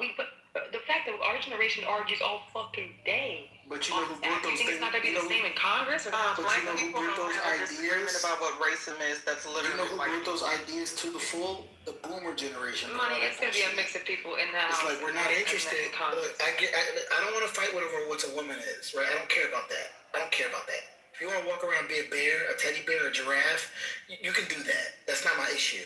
You know what I mean? Like, as a black American, I don't think I should be fighting over if you call yourself a woman or not. That's your business. You know what I mean? Like, I think we need to move past that, settle that argument, be who the fuck you want to be. But let's talk about resources and things that can benefit our communities. You know what I mean? Whether you get to use the men's bathroom or the women's bathroom, that doesn't benefit my community. Granted, there should be some social norms that we should all agree on. But outside of that, I don't want to spend 2 years arguing about what the fuck a woman is. I don't care. Oh yeah, you got this. All right, so Alan. Thanks, Lou. Yeah, I just wanted to say, let's see, August 15, 2017. I'm not talking about neo-Nazis and white nationalists because they should be condemned totally.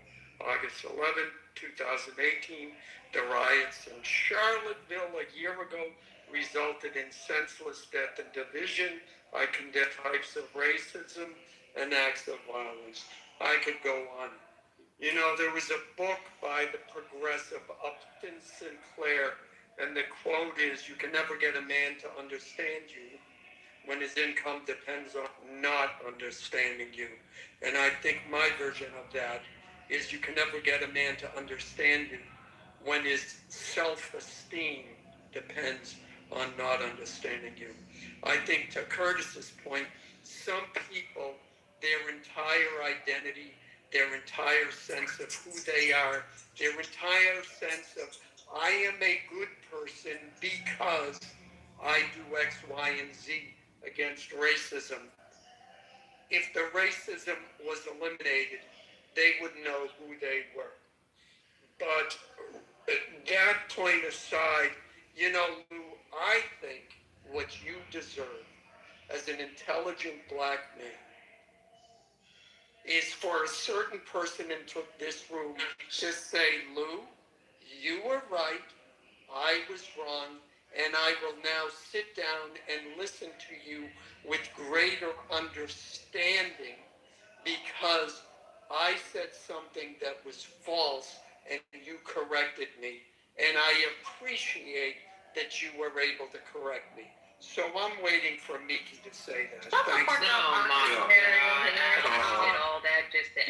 of all, I specifically said Charlottesville. Hold on, Miki, do you have something to say to me? Yeah. Oh. That white man. Lou, you better be glad I love you and that you're my cousin. Well, anyway, the point that you know I have a lot to say to your ass. But what I'm going to say right now is that I literally talk. Yes, bitch. What I'm literally going to tell you. Your mama hoe? Shut the fuck up. Shit, you shut up, bitch. Literally said your mama hoe, your baby mama, your grandma, and your future generations. Fuck you. Get to the point. Nobody even talking to your stupid ass, you sassy ass nigga. Well, you are still talking, ho. Shut the fuck up. Nasty ass nigga. Somebody need to put a dick in your mouth. That's that white bloodline, you stupid bitch. Oh, shut up. Alan, we heard you. Nigga still going back and forth with me like you a fucking child. You ain't a fucking sword, bitch. You a fucking... You know what? Let me stop. Yeah, go ahead, stop. Say what you gotta say. Oh, quit talking. One mic on you, bitch. One mic on you. Since you gotta talk. One mic on you, bitch. Go ahead. Oh, this is somebody's grandmother. Hey, Lou, that's what That's like your blood. Let's get ready to rumble. I mean, you know that your brother in jail for like murdering people and selling drugs. You know what? Statistically, you're gonna fucking join him in the cell next to him, bitch. I'll put $10 on your books. Anyway. Check the math. Yeah. Yeah, look here. Minus $1.75 for fees. That's checking the I fucking became a math. fairly good interpreter of propaganda, and some say I don't have brain culture nor BS. Not like you and your baby daddy culture from your family. Yeah. Did your dad come back from when he get milk? We're still waiting. You're gonna be waiting past the grave, Alan. How's the burial policy? Shay, growing up, did you encounter a lot of propaganda? Shay, growing up, did you read a lot of propaganda? Shay, they're literally fucking addressing me. Yeah. Y'all will address a black woman rather than address white supremacy because y'all pussy ass Negroes. Can you hear me? You got more angst for me than you do white people. Growing up, did you encounter a lot of propaganda? The fuck out of here. Just listen for them. We can just talk over. We just gotta push through it, man. Don't do it. No, they don't. Yeah, it's gonna be impossible. We hear you. You gotta speak. We hear you. Don't talk at the same time. Pussy ass. I'm gonna say this. Can I one mic your ass for a minute? She's never gonna stop talking, bro. She will. Okay, listen up. You literally gonna let me I finish. lived this thing out. Y'all just like to interrupt. And I just told like you. seriously. Fight through it. The things that happen. Yeah, I'm not like y'all. I don't have to shut up when other people are talking. Y'all are so fucking subjugated and frustrated. This is what y'all are doing. The same shit. The things that happen in Charlottesville. This is when progress is still led to some things happening in D.C. and them returning with this goddamn insurrection shit. And I'm telling y'all straight up, the young lady that alluded earlier, I can't think of her name, but she was absolutely right. He was on record. You better go back and check that propaganda. That's what I'm saying. He did not condemn. He balanced it out to say that both sides were right.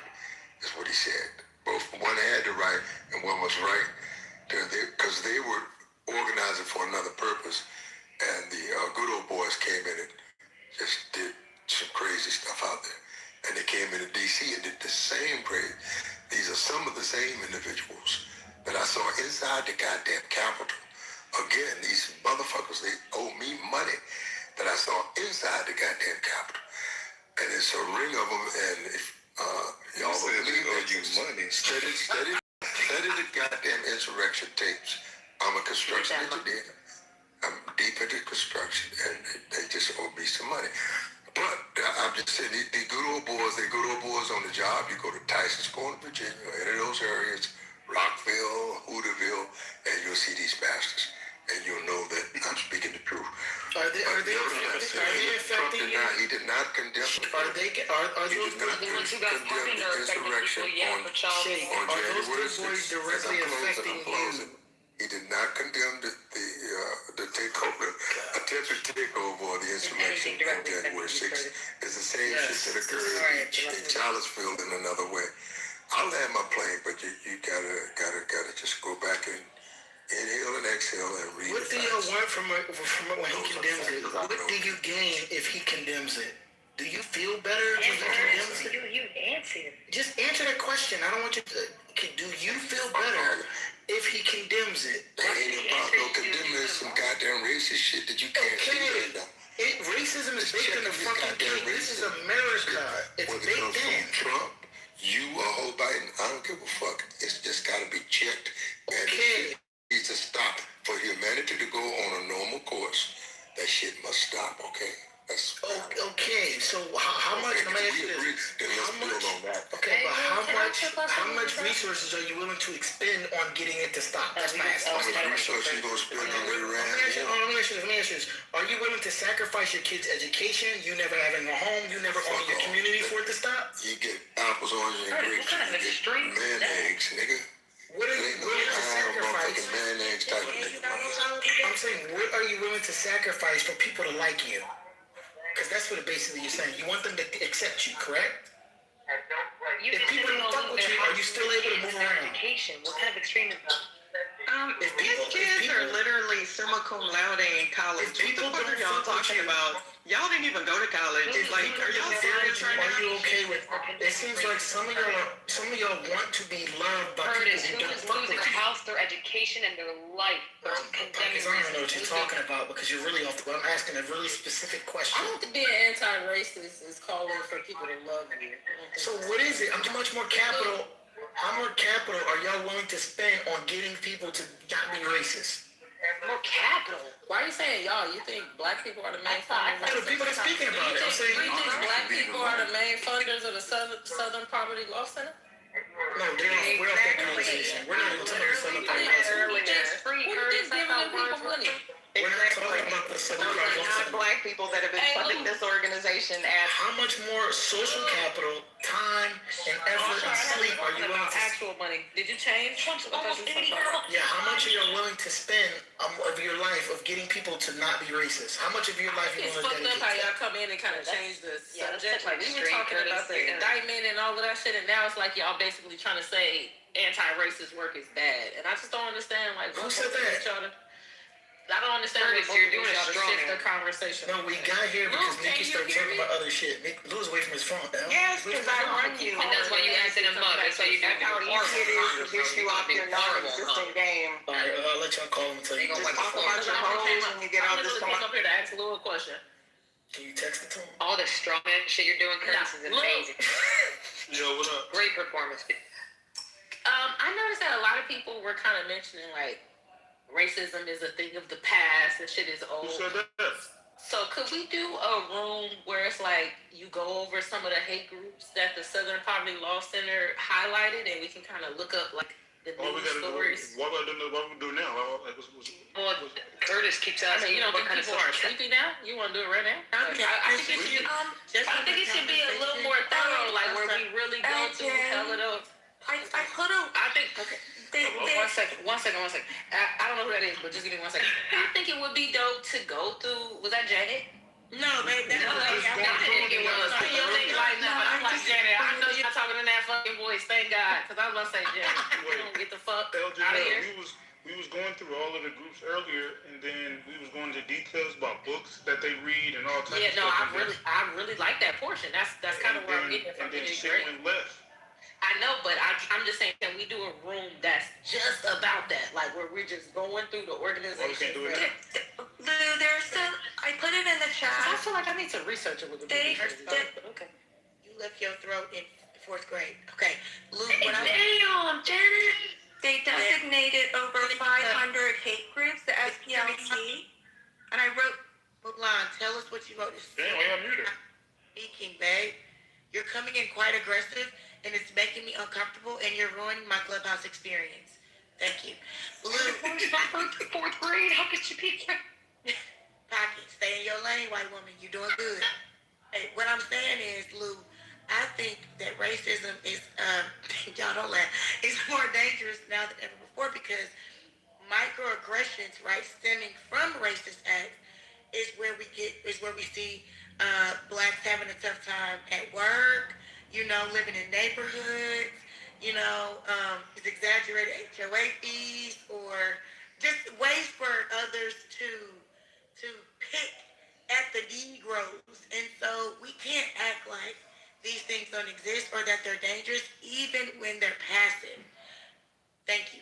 KK, you had a lot to say, sis. You just came right on stage and started talking.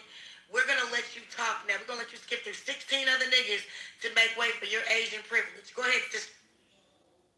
Well, someone asked a question, so I was just going to offer And you're the only person that can, huh? You're the only one on stage, huh? Wait, what's going on right now? Ego. No, someone Stop yelling at me. Armenians, there you go.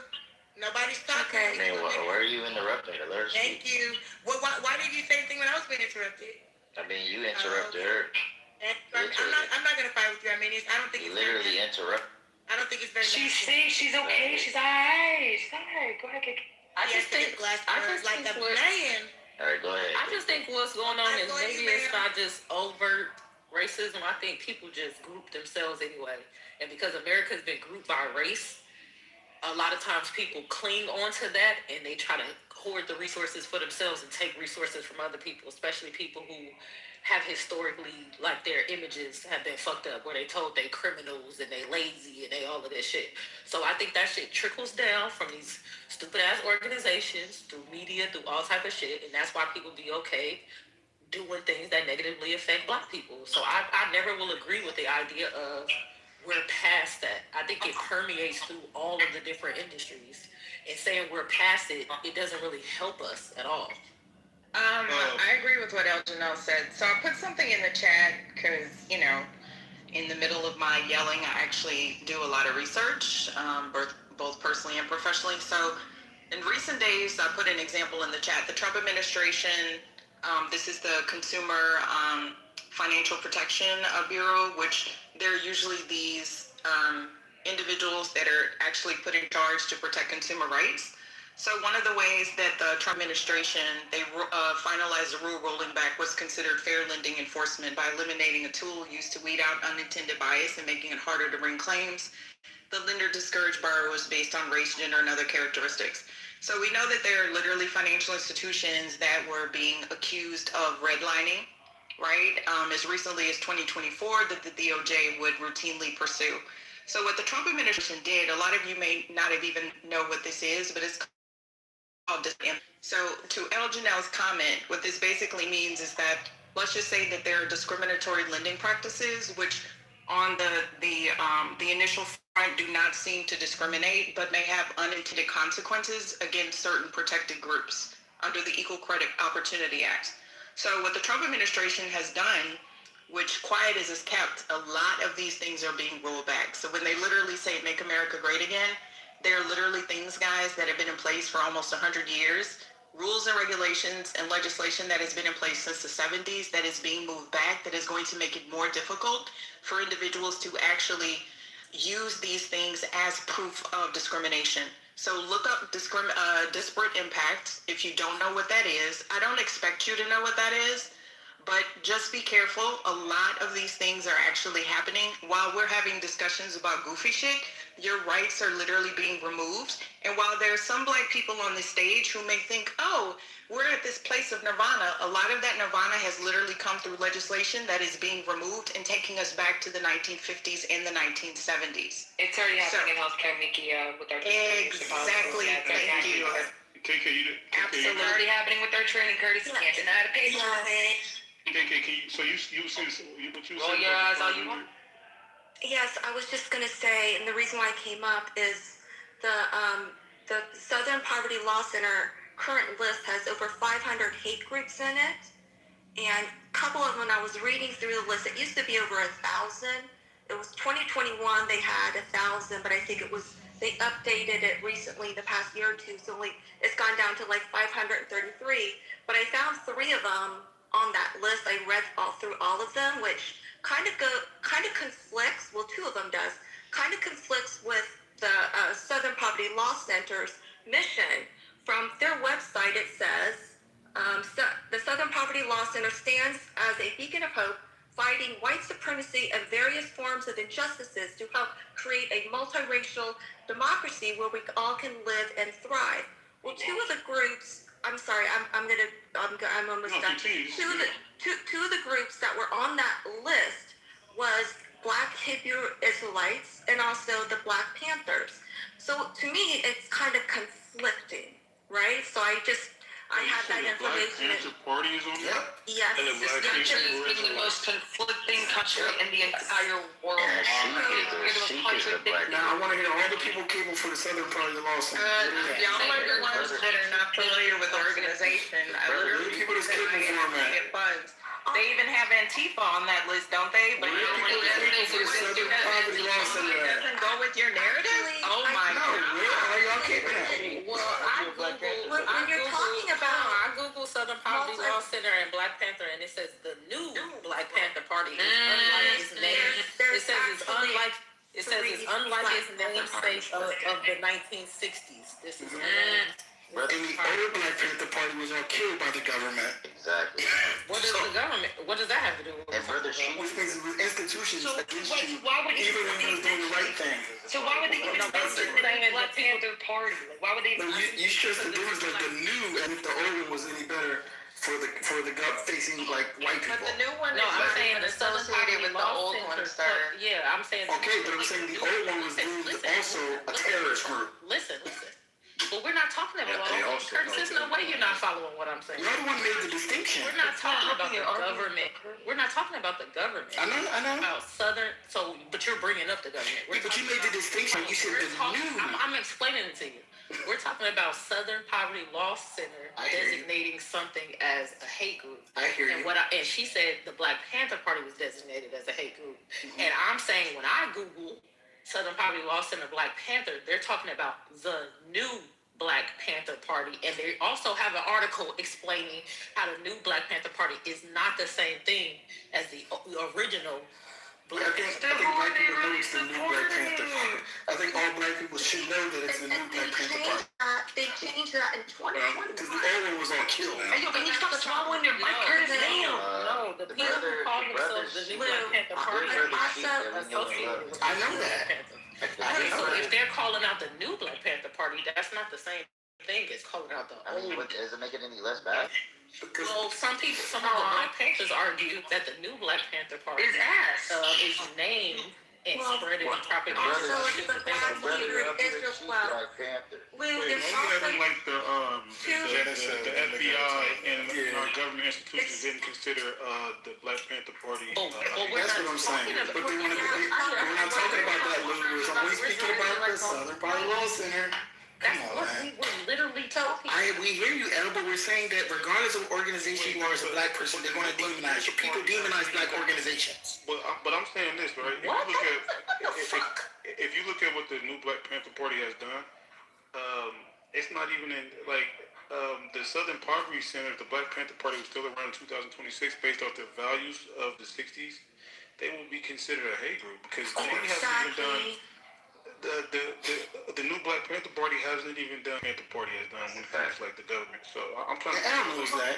And you think labeling black Israelites it's irrelevant now, right? I don't know that that's irrelevant to my fucking life. And I do think the reason why they didn't label it. If you're talking about the but that girl just brought up the Black Panther Party as if it was labeled a hate group by the Southern Poverty Law Center. It would have been. It's not around.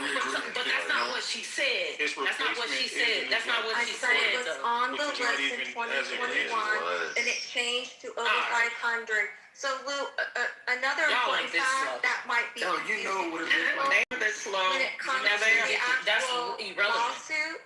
You literally just made the distinction. We understand it's the new Black Panther Party. Exactly. We understand that. But that is different from. Do you understand? We know that, El. Like, you keep saying the same thing. We know it's not the old Black Panther Party. Hebrew Israelites that Like, we totally understand that. That's not a relevant thing to well. We understand. It's like 30 people talking. Can I just finish up, please? Are you condemning the new Black Panther Party, El? I think the new Black Panther Party are artists and probably that's just some sort of federal organization or something like that. But acting like they were designated a hate The brother group. Sheik is a Black Panther. He's a new Black Panther Party too. Exactly, that's why I brought named it his up. organization the new Black Panther Party, and the Black Panthers pushed back, and then he changed the name. So, you really are against them? Lou, can I also provide I don't think that I've done enough research to go as far as to say I'm against them. If I had to vote right now, I would.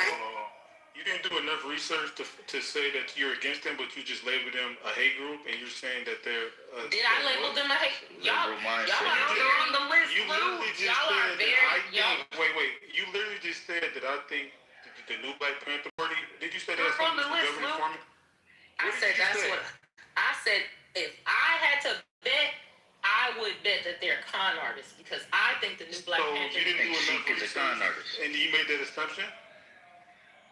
Based on what I told you why I already won because why would you make this room is full of speculation. Every time I complain about it, No, we're not from the foot because you made a statement that you think they're a con artist, and then you follow up by saying after Darren asked you a question, I wouldn't go that far because I didn't do the Bobby research. Seale actually condemned. That's called being honest.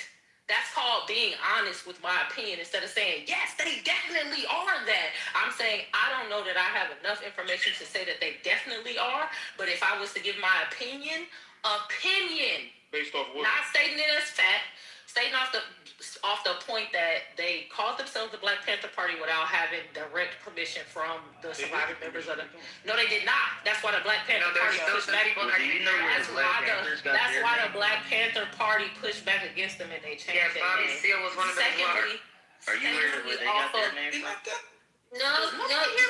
Listen. The reason why I say nothing about people talking over me, that's interesting. Secondly, the way that they came out in some of those organizations and they was talking about, we got our guns or whatever. If you speak to some of the newer Black Panthers, they know not to do that because they know that puts them on lists and shit like that. So when you talk to like the older Black Panthers now, they say those people is feds because they operate in a way that'll make them go under investigation. That is why I said if I had to pick right now, I would say I think they're con artists, but I don't think that's fair. Evidence to say for sure. Elgin, I just want to say this one thing. Elgin, I just want to say this one thing. The Black Panther, the original one, went against them because they were going after ICE or they were being like anti-ICE, and they were saying that's not what their mission is at all. Exactly. It was only because of the ICE thing. No, Bobby Seale went after them because he literally took the name. That was the deal breaker for them. Bobby Seale literally went after them and condemned them as well. Not because those are different. I don't care if you fake laugh. Like y'all be killing me because I don't know. No, I'm saying because you're trying to do technicalities and you know what we're talking about. I don't know if y'all be on the internet playing with this shit, but it's a lot of people who still in jail behind fighting for this shit. The same shit that you try to say like, oh, we benefited from. Shit is better. It's people who lost their fucking lives fighting for this shit. I don't think anybody's saying that. No, I'm talking. You don't think anybody's saying what? So you said things like, oh, you guys think it's better and there's no racism. You said those like a couple of different things like that. No one has said that. You said we're past racism. You have no idea where I got that from? You have no idea where I got that from? No, I'm talking about in this room, Elgin.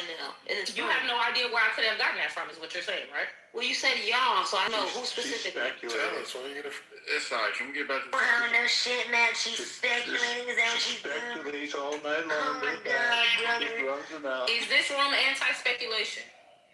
No, I think it's fair that she shared her opinion. But you can't wait. Hold on. Let me say this. Now I'm cool with the speculation, right? We know. But my thing is, if you're saying that I think this group is that, right? Yeah. And then somebody asks you a question, and then you respond to, well, I haven't done my research enough to call the Black Panther Party this. What exactly did I say? I said this is my assumption because you're half-ass repeating what I'm saying. When I say when you're still in assumption or this is my opinion, that's because you don't have enough.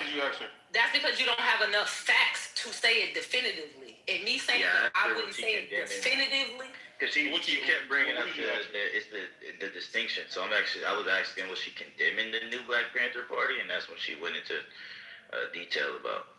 Because it's weird to me, right? Like, there's a clear line between the new Black Panthers and the old Black Panthers. Like the new Black Panthers are active. The old Black Panthers is a historical political entity that existed in history and clearly was defended by COINTELPRO, right, and various other things. So we know there's a clear distinction, and we know one is active and one is not. So of course the SPL, whatever the fuck, the Law Center is going to label a new Black Panthers, but it's also crazy because they also labeled the Hebrew Israelites in the Nation of Islam. People who have never killed these people have never killed white people. They never say go out and kill white people. They don't promote hatred, right? There's no black gangs on there. Yeah, that's funny. No black gangs. That's actually ironic, right? So it's kind of crazy. Wait, it should be black gangs on there? These people right here, Nation of Islam on there? These people will say, it's kind of like To me, the Yes, SBL Nation of Islam is on there as an the in-case SBL factor. has become like a political classifier for the left, right? So, hey, these different groups that are in the black community, the Nation of Islam, Hebrew Israelites, black people shouldn't fuck with them because they're bad. Have you guys bothered The FBI definitely updated the classification. They created one called the Black Identity Extremists or something like that. I think. Yeah, that's what they call it. Black Yeah, I heard Identity about that. I Extremist heard groups. about that. Yes. But have you guys even perhaps looked at the parameters by which this organization adds groups to their hate list, or y'all are just going off of what you see? One of the parameters. One of the parameters is separatist group. So if you're like a black separatist group that calls for separation in a black nation, this is literally what I'm reading right now. So self-determination is a bad thing, but the UN promotes He it. literally said a separatist group. What about Like Black Panthers? UN Don't you promotes think implies self-determination. separatist? Separatist is not self-determination, sir. They put a Catholic group as a hate group on there as well. Wow. There are a lot of religious groups that are. I'm gonna name all the black groups. Why does it say wow? But hold on, Luke. Can I just ask a really simple question? So I'm gonna just get this correct. I'm gonna just try to. Is there anybody on the stage right now that is pro Southern Poverty Law Center? Let's just make this distinction. Yeah, I've donated to them in the past. They do a lot of work in inner city communities, and their only mantra is not about racist groups. They fight for disenfranchised. Like I said, if you are not familiar with this group, then you're probably really not familiar with the work that they do, and that's fine. Wait, let me ask you a question. Do you feel like, all right, so Hold on, let me see. Is Mickey the only one? I just want to make sure. Is Mickey the only one that's pro Southern Poverty Law Center? I used to be for the Southern Poverty. The Southern Poverty, that's with all due respect, the Southern Poverty Law Center is like it's not a good place. No offense. Yeah, we're not saying that. We're not saying it's good. Why don't you think it's a good place? Okay, because I mean their point of views have been pretty well established. So do you think the Heritage Foundation, because the Heritage he literally just got on the stage. Oh my God, go ahead, child, go ahead. So KK, you got to echo. Can you mute, please? It's like feedback. So you donated money to them. Based on the title of the room, are you okay with some of the money that you donated going to the KKK? It didn't go to the KKK. It went to informants. Wow. How do you think that these organizations get infiltrated? This is not a perfect world. So yes, sometimes you have to pay someone for information. This is why when someone is even going to the military and they're supposed to be like I was, they were going to do a background check. They literally went around my neighbors to ask about if I had any debt or if I had any enemies or stuff like that. This is why we do congressional hearings, so that you can ask these people questions. Their money is a huge motivator, as you well know, Curtis. So the title is false? Finish. They didn't fund anybody? You've gotten access to a lot of things that you would not normally have been able to without money. So you do realize that informants are used. This is why we have spies. Do you understand what spies are? The government uses informants, not private organizations. Private organizations use spies too, doofus. There was literally somebody that I think there was like at Pepsi that went back to Coca-Cola because they tried to hire him, and then he was like, they're trying to pay me for Pepsi secrets. Like, are you seriously saying that corporations don't use spies? Let me get this correct. So in that case, I can start a business and fund a clan, the Klans group, to get information for me personally for the Ku Klux Klan. You saying I can fund the Ku Klux Klan? Bro, it's just like Black Lives Matter. Do you know there's not like I make an argument all the time that black people don't have. Hold on, can we finish this? We was literally just in the middle of this. I just want to say one thing real quick, fuck it. But hold on. Just one thing. We were literally in the middle of a dialogue. Like, in the middle of a dialogue. Literally. Yes, you're right. Let me just say one thing. I wonder about... I make the argument that black people don't have enough agencies themselves, so what they have to do is rely on the government to decide, investigate the shit that they want to get in. Y'all saying against us making our own... So how can you say that and be anti-New Black Panther Party? It makes no sense. Because you don't support Armenians. This is also a problem with social media. See, y'all keep doing this thing where y'all not talking about the point. Y'all shifting to your. But why would y'all do that? Military intelligence apparatus. Yeah, that's what I said. Like, she couldn't finish. I didn't mute it. I swear to God, I didn't mute it. Can I share some? No, my thing is that I just want to know. Well, for one, it's a muted you too. I think what's important, and maybe people don't know on stage is. So this is how people are exactly, like literally, Curtis. This is the ADHD on this stage is KK, can you hear them saying that they didn't finish the conversation? I can't keep. Can we get one nigga at a time? Right. And occasion. KKK. I swear to God, the conversation was hella civil. I don't know what happened. Like, it was like a good convo, then the shit just went crazy. Like, let's just slow. Everybody calm down, okay? Please. All right, So I think Mickey is misrepresenting. I think what you may be misrepresenting your position a little bit, but I'll give you a chance to clarify it. Because last time I checked, I think it's illegal to fund money to hate groups because you want to know information about whatever you want to know information about. I think that's illegal. It's like funding terrorism, right? There may be a group of Al-Qaeda separatists here in the country, and I'm going to say, you know what?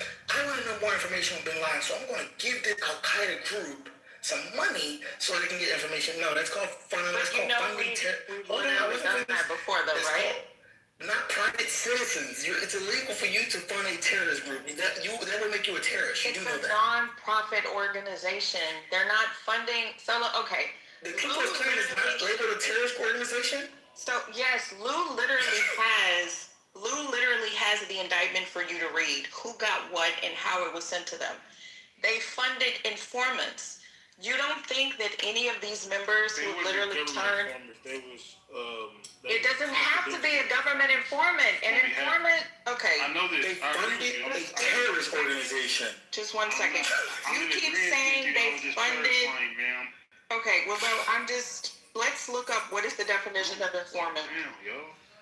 An informant is an individual who provides privileged or secret information about people or organizations to law enforcement or intelligence agencies, often in exchange for money or leniency. Yeah, they're not law enforcement. So that doesn't qualify for them. That's what I'm telling her. Okay. All right. That's what I'm trying to tell her. That this is all right. Read the definition, and it doesn't apply. Because you think that the definition is literally one sentence. It's not even the rest of. Because y'all seem to be confused as about what these roles are. At least you were saying. Don't remix it. Just read the definition. Oh my God! I'm so sorry that I'm not a paramecium, Lou. So let me just explain to you. You have Lou. You are identifying them as being paid informants. You have Dollar, who thinks that they were paid organizations. No, I never said that. You keep saying that they funded the KKK. Because if you give one in the chat, and he keeps saying that they're funding the KKK. Listen to this. Now she's being obtuse. If I give money to one person in Al Qaeda, that's considered me funding Al Qaeda. No, it's not. Yes, it is. It don't have to be. It's not. They don't have to equally distribute it. If I give you money, does that mean that it's funding whatever organizations you? Yes, you're funding terrorism. If someone gives me money, does that mean that they're funding Zeta Phi Beta? No, if I'm giving, listen. I belong to the organization. If I'm giving you money because of that, yes. Sir, that does not mean that I'm giving that money to the organization. Listen. The Ku Klux Klan is labeled a terrorist organization. Curtis, did you not read? I don't care what kind of. Hold on, but no. What I'm saying is this. I don't care what kind of information you want to know about them. If you give money to them because they're a part of the Ku Klux Klan, you, ma'am, are funding terrorism, and it's illegal. No, it is not. I got a question. If you have someone, first of all, if they don't enact violence, but yeah, you are funding a terrorist organization. No, it is not. Which makes you a terrorist. If that was the case, do y'all know how the FBI would literally come down on pretty much everybody who donates to an organization? Like, do we go after the donors of people that... No, I'm asking y'all a serious question. I'm actually going to take you seriously, something that probably doesn't happen a lot in your lives. Does the federal government go after everyone who funds a terrorist organization? All the time. When have they done that? They follow the money all the time. That's the first thing they do. They want to know where's the money coming from. The federal government gone after the donors of the KKK. The time listen. Didn't we just do it today? Didn't they just do it? Yes. So what I think is, if you're busting a group, the first thing law enforcement do is follow the money. A link or a story. Because without the money, they can't do anything. When has the federal government gone after the donors of the KKK? Because they're literally people who contribute to the KKK to this day. That's how they bust the groups. I am asking you for proof of when the federal government has indicted donors of the KKK. The KKK has been expanded multiple times. Look up, there was a case with the in 1997 with the true Knights of the Ku Klux Klan, where the FBI arrested a few of them who planned crimes, partly to raise funds for the Klan war against the government. Well, Lou, listen. Mickey. The clans and the FBI. Go after the members, but let me or just did they say go this after to the you people all. that funded the organization?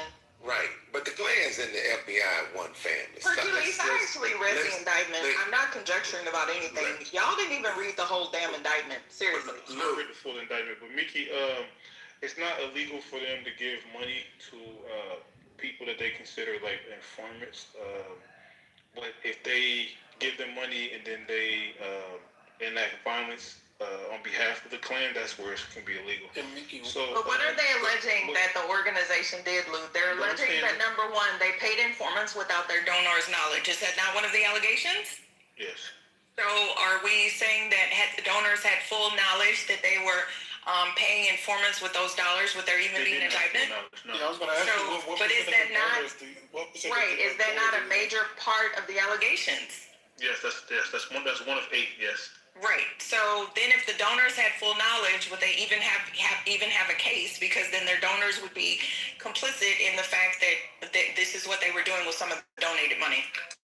Mickey, what does the voters think that he knew that this was being? The second fund, they don't disclose the donors, and it. No, they don't, and it's okay. I'm just. That's the problem. I don't know if they pretend to be stupid or they really are stupid, but I don't even give a shit anymore, to be perfectly. Y'all done stayed stupid all this time. Who am I to challenge y'all's beliefs? Fuck it. I mean, literally, if she says she read the indictment, they gave a nigga $1 million. Hold on, check this out. Look, I mean, it's stupid. She's saying is the It is, stupid does. I'm about to prove it.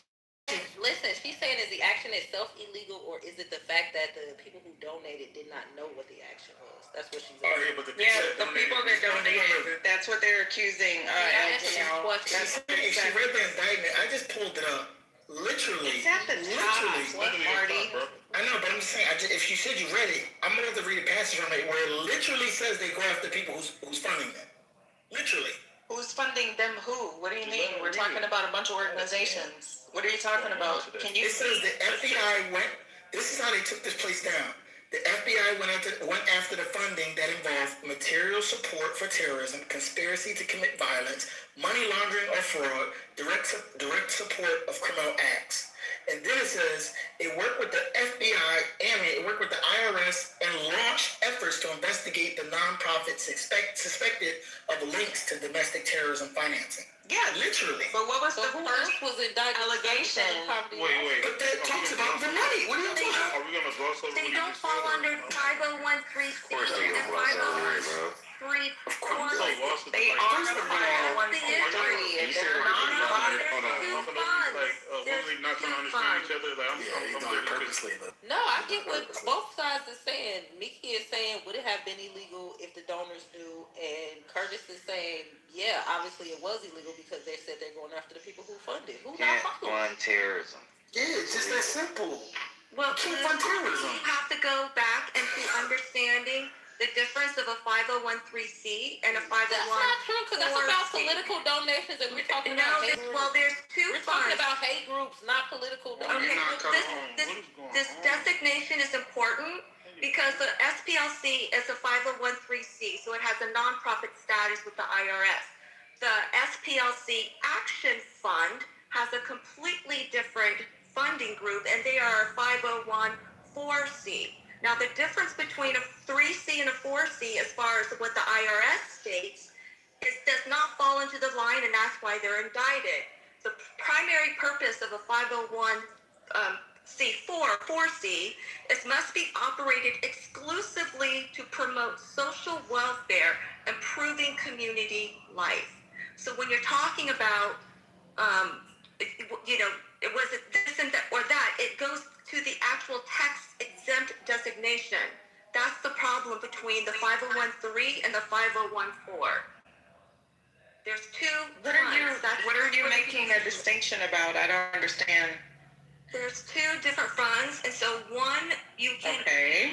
They have two different mission groups.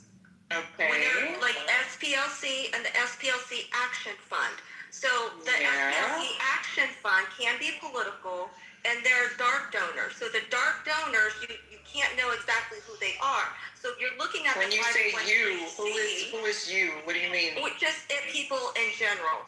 That's not true.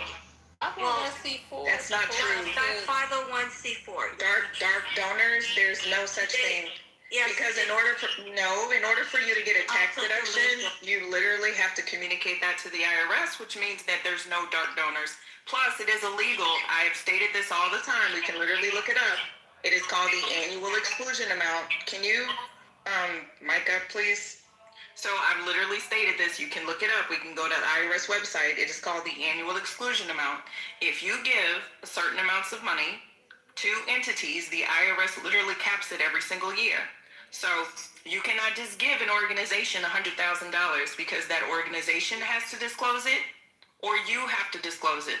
That is literally per the IRS guidelines. They track every single thing in this country. I've told y'all that dollars are the easiest thing in the world to track, especially when you are using financial institutions. And we have a myriad of examples of that. Madoff, Epstein, everybody. So that doesn't make any sense. There's no dark donors. That has to be disclosed to the IRS. Otherwise, you do not get your tax deduction. Is it a nonprofit?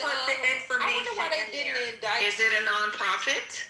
It's under the 501(c) as the primary, but the Action Fund is a different one. But is the other organization type a nonprofit, KK? It's a nonprofit, but right. So if I'm giving $100,000 to a nonprofit, how do I get my tax deduction if you're saying it's a dark donor? I'm sorry. You don't get a tax deduction for a 501(c). The 501(c) you do. So that's why it's considered dark donor, and that's what I wrote in the chat. I can put the link into it. Also, if you look at the 990 IRS tax form for the SPLC, you'll also see that the CEO, her income, or his income, I'm sorry, I can't remember which it was over $446,000. Yes. Their net asset revenue was $739 million. So he received less than 1% of 1%, almost 800. How much was it? Yeah, he got paid $400,000 for overseeing $739 million. No. 1 second. Back to KK. Do you see that she put in the chat donor disclosure? These organizations are often called dark money groups. Why is Blue not on the stage? Because they are not required to disclose their donors to the public. You still need to disclose it to the IRS and to other donors, KK. You're reading things you don't understand, sweetie. Nobody ever said you have to disclose it openly to the public for certain organizations, yes, but you always have to disclose it to the feds, and you have to disclose it to other donors. I'm literally on the boards of organizations, and I've literally overseen foundations. I've literally overseen nonprofits in terms of their financials, so you're reading and quoting things you don't understand. The public is the public. The IRS is the IRS. Do you see how this works? Yes, I'm also on nonprofit. You're welcome. I am available for consulting, though, just in case you can afford my $350 an hour fee. You're welcome. Put in the links of my information. Of course. Stop Googling shit. I don't understand. I wonder. I am available for hire, though. I might charge your ass $400 though an hour instead of my normal $350. Just sure I'll get a discount from. No, the fuck you won't, cause you gonna be extra, cause you googling shit, you can reading it, don't even fucking understand it. I wonder why they didn't indict this Cosmo. I don't like that. Yes, I'm condescending, Ed. Get over your fucking self. Hey, I was looking up some other ways that this National Alliance group is funded, and they said that the guy who started it tried to get 501(c)(3) tax exemption and didn't get it. So he bought this compound and started a church called Cosmotheist Community Church. And basically what they do is they take the donations. Ask the nigga what it was and he didn't explain it. Yeah, the Cosmotheist Community Church. It says the IRS gave them 501c3 tax exemption status, and basically, the money, it's like a tax exempt shell because the money goes through there to fund the national lines. I wonder why they didn't indict them. Question, real quick, Sean. Did you guys have you guys talked about the allegation of the Unite the Right? How they're alleging the SPLC funded that? Yeah, we read it. Okay. That's on page 4. Yeah, it's called the Unite the Right. This is the same group that responsible for the Charlottesville protest. So they gave the leader, the person that actually started that protest, they gave him how much money they gave him? I think I read they gave him a $250,000. Yep, 270,000. Yeah, it says F-37 was a member of an online leadership chat group that planned the 2017 Unite the Right event in Charlottesville, Virginia, and attended the event at the direction of the SPLC. F-37, which is the guy, made racist posts under the supervision of the SPLC and helped coordinate transportation to the event for several attendees. Between 2015 and 2023, the SPLC secretly paid F-37 more than 270,000. So yes, this is the individual. Right. So my question is, and I'm saying I ain't even got a dog in this fight just yet, but how does this fall into intel gathering and all that other stuff? This looks like they straight funding bullshit.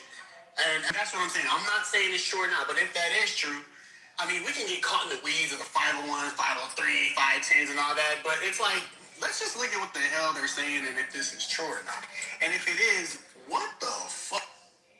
Let me read some more stuff. It says so they basically break it down. If you look at the indictment, the 14 pages, not even that long. It's breaking down each group that they did and what they did. So it says F-known was the Imperial Wizard of the United Clans of America. In an article published November 22nd, 2013, the SPLC described the group as, quote, millennial reboot of what was once a serious domestic threat. In its prime, the United Clans of America was responsible for, amongst other things, the 16th Street Baptist Church bombing in Birmingham, Alabama, which resulted in the deaths of 4 little girls in 1963. Wow. D. So this is they pivoted to other informants. F-27 was reported as the officer in the National Socialist Movement in the Aryan Nations affiliate Sadistic Souls Motorcycle Club. Between 2014 and 2020, the SPLC secretly paid F-27 more than 300,000. So they don't say why, but that's going to come out throughout this case. So Lou, if it's illegal to donate to the KKK, I literally put the link above. Who said it was illegal? No, that's what Curtis was saying, that you cannot fund terrorist organizations. So, look, the KKK website is literally up there. Should we read it? The KKK. Yeah, no, you can actually donate. But I thought it was illegal, though. The KKK is not listed as a terrorist organization. The Ku Klux Klan is not listed as a terrorist organization. Why is that's what made it illegal? Exactly. I thought that's what y'all saying the society group is being indicted for. They gave money to the KKK. So is it a terrorist organization or isn't it? I think you guys are being disingenuous. Why is the SPLC giving money to the KKK? Like, if they are a terrorist organization, then why do we care? I thought y'all said wow, that's what Alex said. By the way, this is a black one. Right. You literally fawn over Hitler, and you said he gets your penis hard, and he literally wanted to terminate you, but you love Hitler. So please shut the fuck up. Yes, he does. He talks about Hitler all the time. He's a fanboy. Unite the Right thing. I mean, I see hold on. Let me say this real quick, Lou. I see the $270,000 thing, but I also see that that's over 8 years, which I think came up to $33,000 a year. And then it says that they were a member of the online leadership group, but I think these people are their spies. if anything, I think the conversation should be around people being like overly ambitious, where it's like, do they have a right to pay people to go in and spy, and what's the ethical limits of that? I feel like the conversation should be more that, instead of the idea that they funded white nationalist groups so that white nationalist groups could thrive, so they could get more donations. That don't make any sense. Well, let me say this. Wait, let me hop in and say this. Sean, hold on, Okay, bro. Sean, it's on Matt. Then Sean. Just real quick, Lou. On that Unite the Right, that particular individual got paid to write racist comments. How was that like providing intel on anything? I would think that would be to infiltrate. So, for instance, let's say it's a whole bunch of let's say it's a group of people, because it's obvious. If you argue with racist people online, you could tell that obviously it's some sort of organized thing going on, because it's like one post will start going viral and a whole bunch of racists will pop up. So there has to be some back end system where they're like, they have people that are just there to post, or maybe they have a Telegram where they're dropping posts into a Telegram. The problem is they already know that they are racist. So what are they reporting? Right. So I think, and again, I am speculating. What I think is, it's like joining. Your speculation is giving them the benefit of the doubt every time. What I'm You're never on the side of. Luke, you know what's blowing me about this? Every time I come in this room, I hear speculation that is, to me, off the wall, and I've learned to just kind of roll with it. Your speculation is. I've learned to just grow with it, lean with it, and I don't really hear you calling it out. So it feels weird that it's because like I have higher expectations. But it feels like you calling out my speculation. But to be honest, my speculation makes more sense than this other crazy ass speculation I be hearing in these rooms consistently. I have higher expectations for you, okay? I'm cool with that. But what I'm saying is, like, okay, maybe that's like the lower tier of getting into the fucking group, where it's like, all right, nigga, your role is to talk shit to people on Twitter. And it's like, okay, I'm gonna do that, and then it's like, oh, you move up the ranks. But Ellen Janelle, do you know how much damage that is to do? The guy's getting paid to do racist shit, and that's all he was doing. He never reported back anything. There's no evidence of that. He just wrote racist shit. Got paid for it. There is evidence. The FBI gets paid. Can I say something?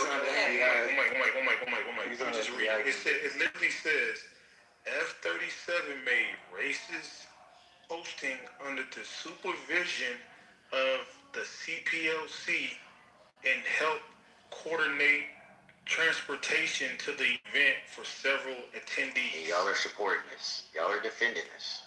And let me add this to. I just want to clarify. Hold on. I just want to clarify this part. I just want to clarify this part. This person, right, was already the leader of an online chat group. So, see, stuff starts online, but a lot of these people so poor they don't have the funding to actually take the organization to the next level. This SPLC funding literally funded this to make this group bigger than what it was, because what made this group popular was the Unite the Right event in Charlottesville. Then why haven't they gone after the guys that received the funding? Let me just finish that point. He duped them. So the CPL, right, this is what it says, right? It says F-37 was a member of the online leadership chat group that planned the 2017 Unite the Right event in Charlottesville, right?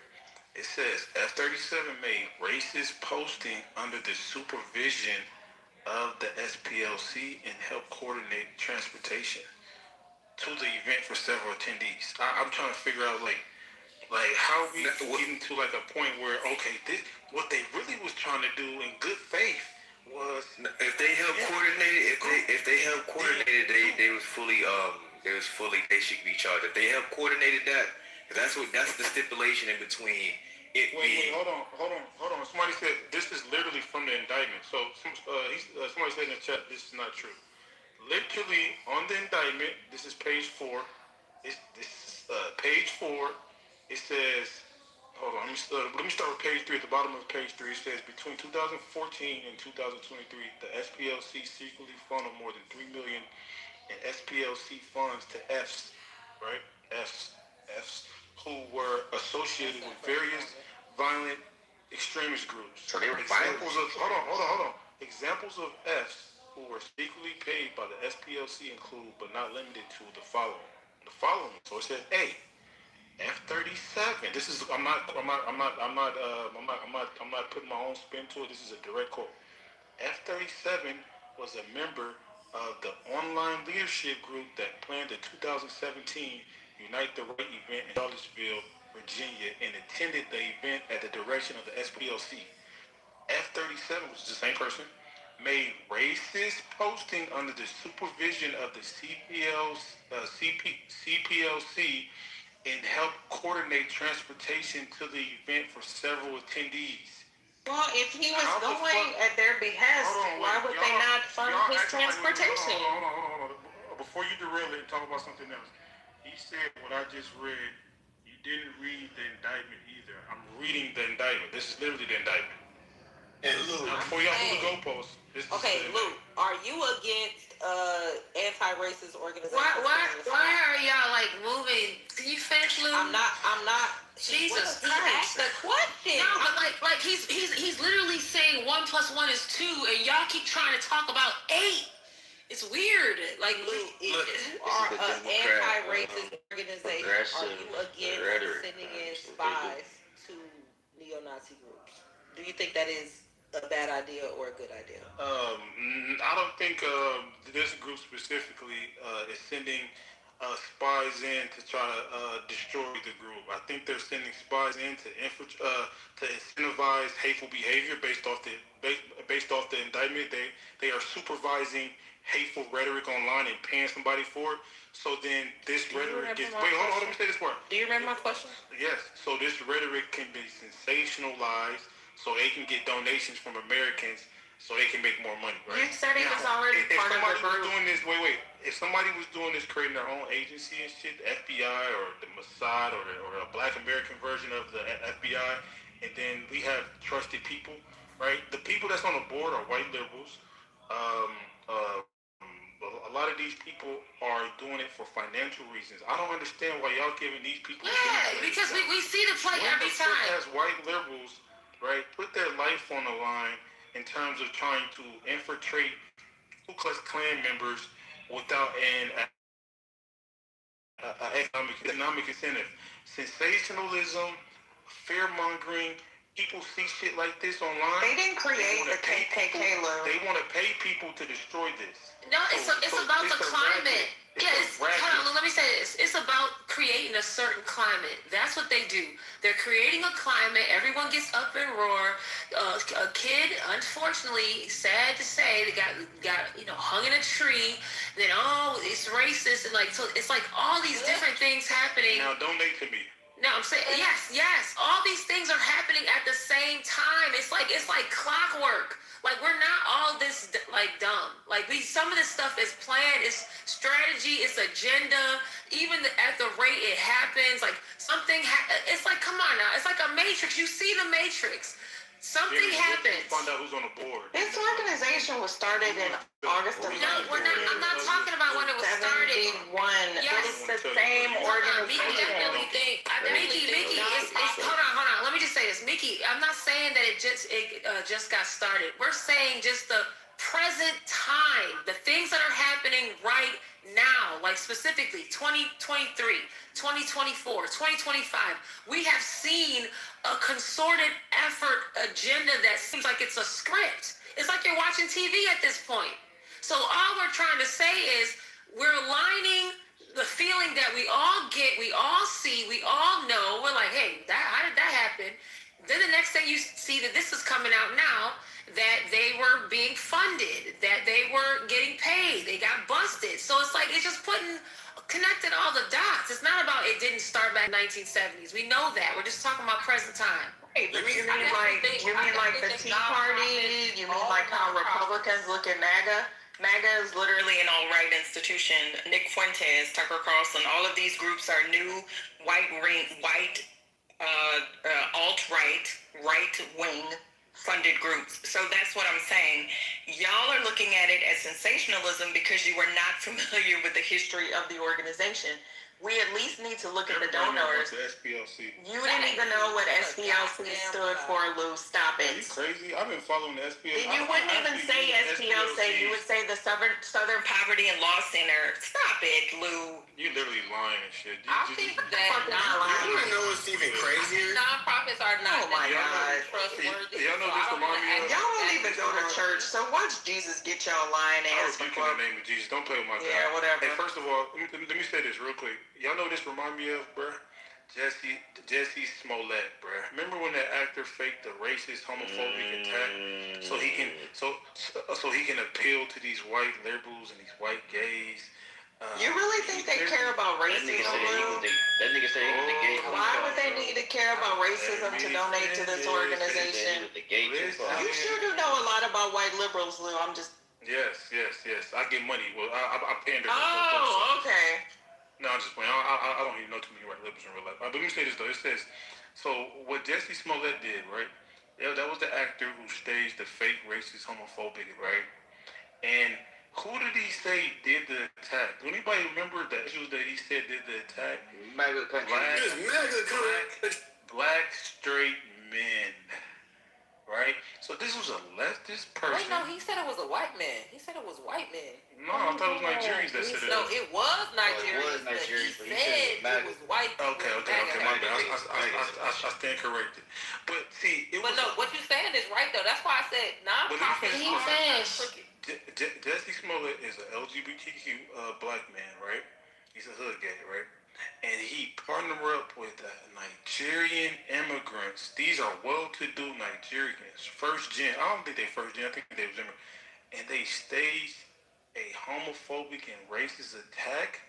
So if a black individual would do this, right? What do you think these diabolical white liberals would do for the cash?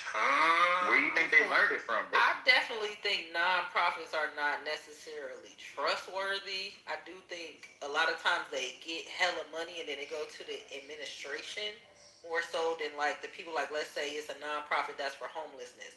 All the people that's working there get more the majority of the money than the actual homeless people. Look what the Somalis did. I don't think that y'all are crazy to say you can't trust these nonprofits like that. I don't think that's crazy at all. But I do. It's not lost on me the administration that we're in right now. This FBI organization, the consistent attack against things that have been helpful, the things that have been helpful for black people, like the all of this different shit where they like, we don't want you to focus on black people, just like the senator was saying, or the congresswoman was saying today, like, we have a black maternity issue. If we can't say black in anything, how are we supposed to address the black maternity issue or whatever?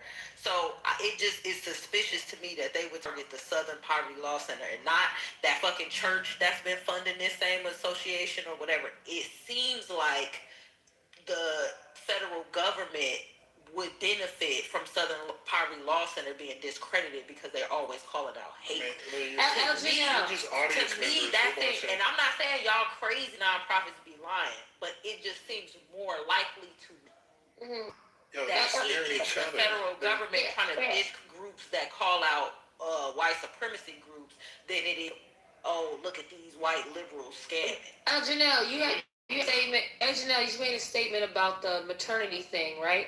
That maternity thing was based specifically off Black American data. Black American as in our lineage data. However, because underneath that flat blackness, African people and so are Caribbean people who are also getting the benefits from it. So now that they cut off the blackness, what I'm saying is that data is important, right? That data, I'm like forgetting what I'm saying. Like, it's basically what I'm saying is it needs to be very specific. Everything has to be like very specific. The Trump administration has literally cut. Just 1 second. We can't talk about black maternal health without acknowledging, because y'all seem to be propping up the Trump administration. So we need to acknowledge the Trump administration, regardless of who you think needed to be studied. The Trump administration has literally cut hundreds of millions of dollars for black maternal health funding. And y'all seem to be okay with that. So when this organization tells you that it is going to make America great again, It is literally putting America back to the 50s and the 70s. So I hope that y'all are okay with that while you're also crowing about the white liberals. The white conservatives are doing some shit now, sis. Just FYI. No, the purpose of me saying it, money. The purpose of me saying it was they were able to cut it off because the specific group that the data got the funding for was actually giving it to other people. That's what I'm saying. They could justify the cutting because it wasn't for the specific people. That's why they cut it off, That was the problem. That's how he's been able. That's how he's been able to justify cutting all the stuff off because of it's not for the groups that it was specifically for because it was race based. That race based keeps adding everybody else to our shit. That's how they're able to cut it off. He also removed lower income as a concern, Is lower income race-based? Well, now you have refugee status and you have people seeking asylum. So but do you know the list of words that the Trump administration had removed from everyone that was even seeking a grant? You were so... I'm not. You were... You're not understanding. Hundreds of words that were code words for minority, lower income, and black. No, what you're not... That's not about true. the Africans. That's not true. Because the reason why... these things, we argue these things in politically... When you open the curtain and you take away black structure and white structure and you go based off ethnicity, we're not the beneficiaries, and they know that. 70% of the If that's the case, shouldn't they have replaced it with funding for Black Americans then? Shouldn't they have replaced it with funding? Right, but guess what they have to do? They have to desegregate the damn data. That's the reason why there's the delineation. Exactly. That is not what's going to happen. That's what's actually happening right now. That's happening right now with financial aid. Look at the financial aid form. The financial aid form is asking what type of black are. This is what it's for. What it's for? The impression that, because I did see the separation on the census where they asked what type of black you are. Yeah, financial aid for college is asking that now. It is. Yes, I have. Yes, that's because they want to target immigrants. That after a couple of years of delineated data, then they're going to replace. What they're going to do? Let me finish the whole question.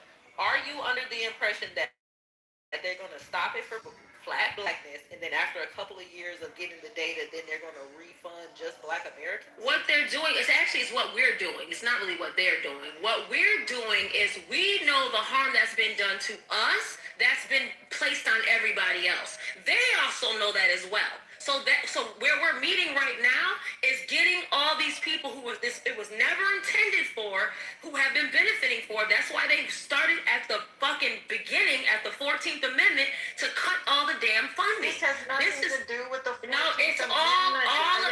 You're not following. You're not following.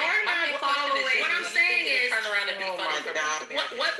What you're not getting, Miki, is that every single thing, all of the benefits, all of the programs, all these things starts with Black Americans. And when you put them in a status and you put everybody else in that same status, that's how they get the benefits. Okay? Do you understand that? My question is that, do you believe... Hold on, this was before me and Miki. This is between me and Miki. Hold on, you can ask me whatever in a second, because me and Miki are going back and forth because I need her to understand this. But do you see like what I sent you?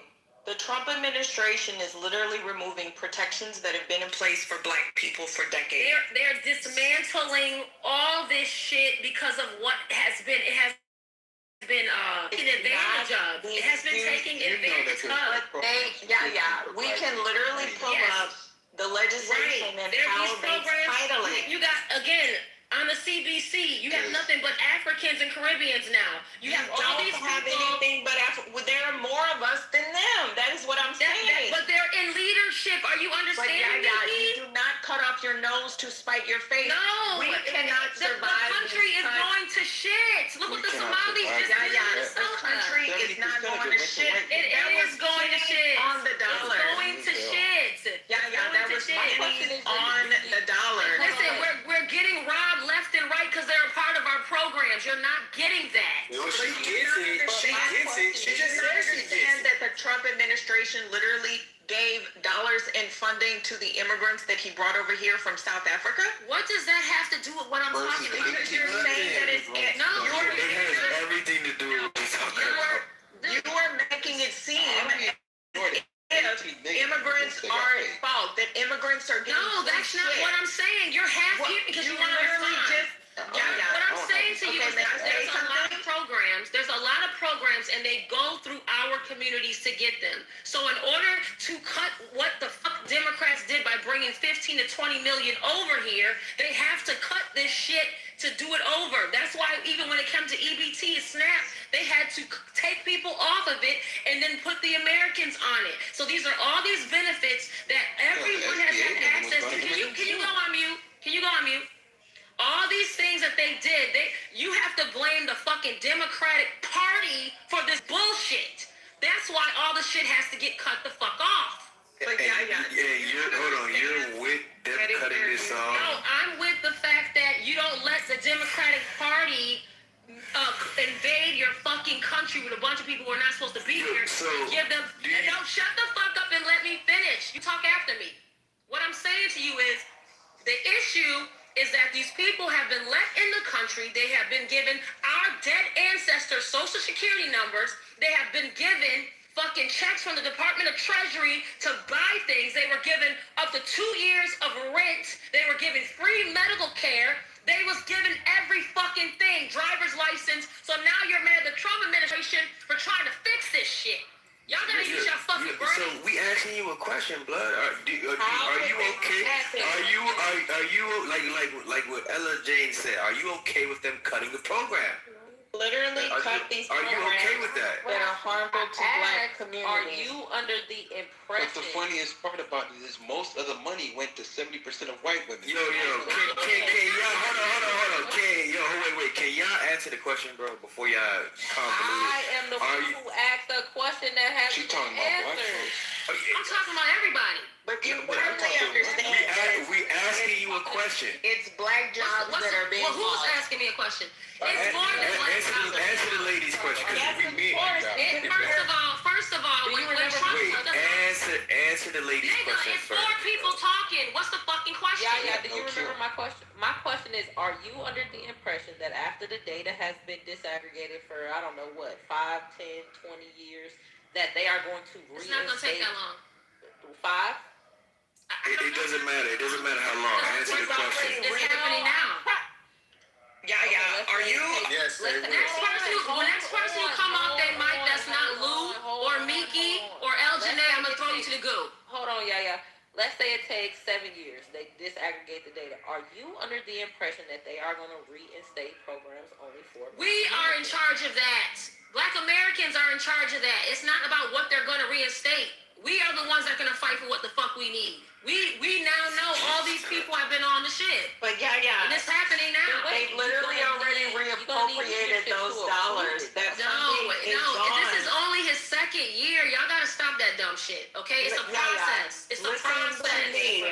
It's a process. They've already reappropriated those dollars. It's two people talking at the same time. Do you think that money is coming back to black Americans is what I'm asking? I think we're going away and it never comes back. No, you keep acting. We're not actively involved in it. We've been sitting on the sidelines letting our dumbass fucking politicians speak for us while they've been fucking us in the ass. Now we're not doing that anymore. Okay? That money is gone. I'm sorry, and it's already answer been. my question. Then you're slow if you're not getting it. We haven't been active. We haven't been active. We have not been active. We have not been locally active. Do you think the money is coming back to black people? It's going to come to where it money belongs. wasn't going directly to She won't answer you. Can y'all let us have some dialogue? Yeah, I gotta do this. He's an idiot. Because I'm literally gonna put the proof. Listen to me. Go ahead. The money has already been reappropriated within the federal budget. To the Somalis. The money is gone. No, the money is not gone to the Somalis. Yeah. There's federal budgets and there's state budgets That is, what are you talking about? California is literally the fourth largest economy in the entire world. If he knows Matt, what are you talking about? Can I speak? Because I'm from California. You don't even know what's going on. It hasn't been reappropriated. You don't even know what's going on. So, did I literally not say, let me have this conversation with Yaya? I get it. So, these funds, right? These funds have literally been reappropriated within the federal budget. This funding is not coming back. It's been cut. Unless Congress decides to put it back in play again. But all of these things that have been cut. Now, if you were talking about the foreign aid, I would totally agree with you, right? That was actually going to other countries, even though a lot of that I thought was beneficial just for long-term policies for the United States. But the policies, the things that have been cut, the anti-DEI, the things with the college admissions, certain funding to Black organizations, that money is gone. It's not coming back. No. The DEI, we were only 4% of DEI. 70% go to white women. Okay? 96% of it went to everyone else that was not us and not the white male. Okay? All right? So we have to stop. We have to understand that our data has been manipulated because all these other nations have been in our shit. Okay? The same when it comes to EBT and everything else. When you separate the data according to ethnicity and not that fucking black and white bullshit, you will see all the people who are getting things, and they are foreign nations. They are at the top.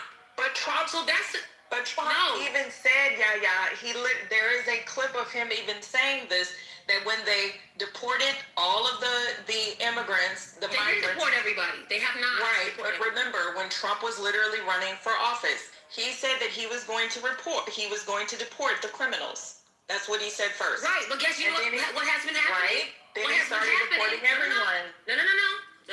Because what has been happening is these sanctuary cities and these sanctuary counties and these sanctuary states have been trying to fight him at every turn. Right. So there are some counties. I live in a sanctuary one right now, so I know what the fuck we're dealing with. Because this is a states' rights country. That's literally how our Constitution was made. So what has happened is they're supposed to have their own autonomy and their own power as well. But listen, they are fighting to keep the immigrants here, even though the funding is getting cut. So that squeezes the fucking citizens. This is why our taxes just went up $1.6 billion in Maryland alone. Okay? Right, because immigrants, we have fucking undocumented people here that we're fucking paying for. Because migrants actually pay into a system despite them not getting benefits. No. Nonsense. Illegal aliens do not pay into shit. Can I speak? I live in Maryland as well, so I like to chime in. Go ahead, but yes, I will put that in the chat. Migrants y'all don't understand. Into a system What y'all don't understand, you don't understand is that you cannot bring a bunch of people into the country that have nothing and think that we don't have to provide for them. It's the most asinine, dumbest thing ever. Every American citizen should be calling for people to get the fuck out of here who have not paid into the system the way that they're supposed to. There should be no sanctuary fucking cities. There should be no sanctuary fucking counties. And there should be no sanctuary fucking states. And if you're an American citizen and your dumbass is caping for people that should not be here, don't get mad when you're paying out the fucking wazoo. Because you don't understand economics and how well this shit works. If you want to talk, just 1 second. If you want to talk economics, then I can. There is a reason that the federal government, neither the Democrats nor the Republicans, have raised the federal minimum wage in a number of years. I just read something, literally an article in California and New York, that they have to pay people who wash the dishes $70,000. Do you know why that is? Because when you get rid of the y'all want to hear the conservative speak about this? Fine, you get the fucking conservative. When you get rid of low minimum wage workers who are willing to work for $5 under the table and literally corralled into a shed at the end of the night to pick fucking fruit so that you can have an apple for 75 cents, when you get rid of those goddamn people, Then the corporations, which are regulated by the feds and the IRS, and have all of these regulations that say if you work 4 hours, you get to have a fucking break for 30 minutes. And if you work 8 hours, then you get to have a fucking paid break for 30 minutes. How much do you think those corporations are going to have to pay you? When they also say when you work a minimum of 30 hours, then they have to offer you benefits.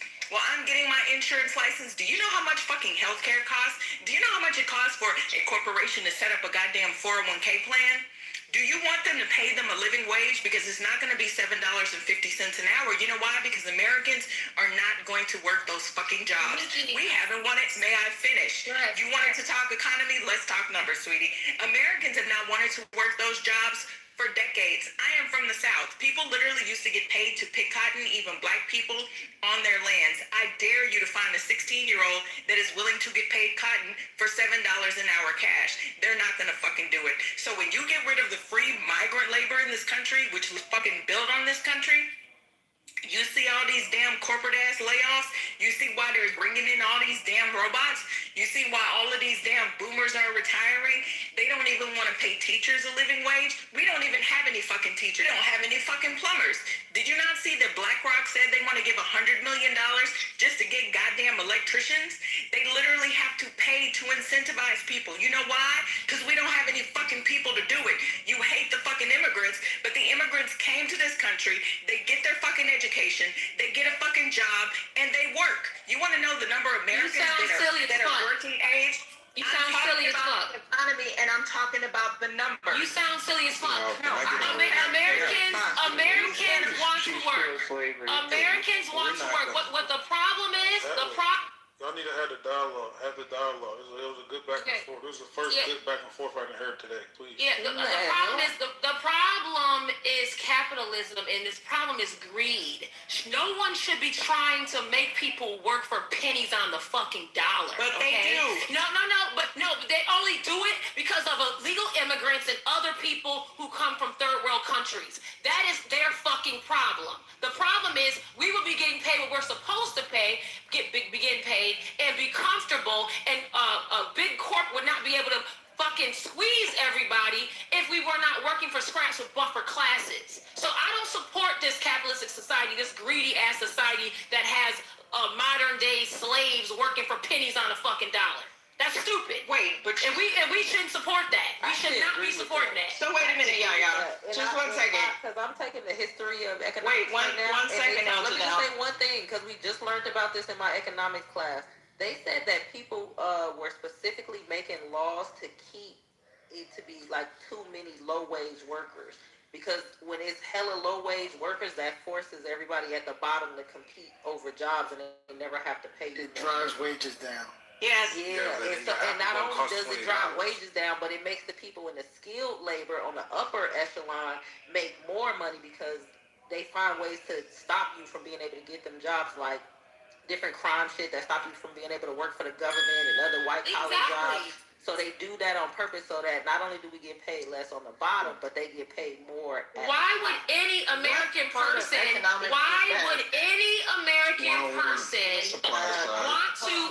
to be for? Why are you trying to support a big corporation or big business?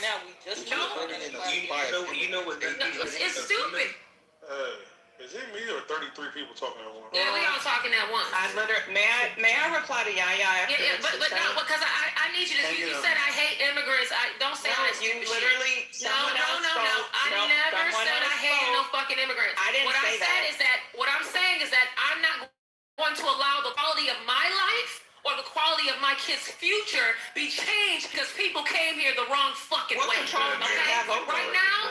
now, I am raising greatness, and I want my kids to be able to live in a great society, and they cannot do that if we keep trying to undermine the American citizens. You keep trying to fuck over our own people, fuck over our own communities with people that don't fucking belong here. That does not mean I hate them. I want them to thrive at home. I want all these motherfuckers to thrive at home. Everybody can't keep fucking coming here. So everybody cannot keep coming. I thought you wanted to have a conversation about economics, and we know that the data is not emotional, neither are the numbers. Here are the actual facts. If you want people to actually get paid a proper wage, then sweetie, you're literally caping for the wrong party. The party of Republicans is literally about lowering regulatory legislation. Now, what does that mean? Anybody want to put that in the chat? What the fuck does removing regulations mean for capitalism and privatism and corporations? Anybody want to take a guess? Now, what does it say about that in your economics class? I'll tell you what it says. It says that the U.S. Supreme Court just ruled that some of these oil and gas companies can actually use the excuse that they were working for the feds when they go to poisoning some of the lakes and rivers in my beloved Louisiana. It means that when we have Cancer Alley, that fucking corporations, when there are Republicans in administration, because I know my shit. I know politics, I know legislation, and I know the fucking economy. And I was a fucking conservative, so I didn't give a shit because it meant that the economy was doing well. So you literally say one thing, but you don't even know that what you cape for. The Republicans are never going to cape for equal wages. They will never fucking cape for that. They never do. They remove regulations so that corporations literally get the chance to do whatever the fuck they want to do. Do you know what the Chevron doctrine is? That was some shit that had been in place. Mickey, our PTR. We the people. We the fucking people. Let me finish, please. Y'all keep interrupting me. I'm not with that fucking I know the fucking numbers. We the people, okay? We the people determine the shit. Knows one fucking thing that I know the fucking numbers. So but let's get into what it. I said wasn't an economic. No. It's called Bergman. Okay, fine. It's called. I'll read it. I can read it in time. God damn. Cool. It's called Bergman's crowded occupational segregation model. Have you ever heard of that? I'm having a whole conversation right now. Are you okay? Okay. That means no. So this is no, I don't. I'm glad you know about it though. So the point that I'm trying to make, right? This is also why we need fucking immigrants, because y'all are fucking stupid. The other thing, right? That's the conservative side of me. No. That's the fucking conservative side of me. Americans think they know shit because you can fucking Google something and put it in Chat GPT. Why the fuck you think we got Chat GPT? Oh, I took some fucking notes. I'm 25 years old and I'm just hearing about something with economics. I hate Let that me you hate fucking yourself. share it. I don't hate shit. Y'all want to hear the fucking America? Y'all want to hear the fucking supremacy in me? This is what the fuck you're gonna get. So let me tell you, the Chevron doctrine.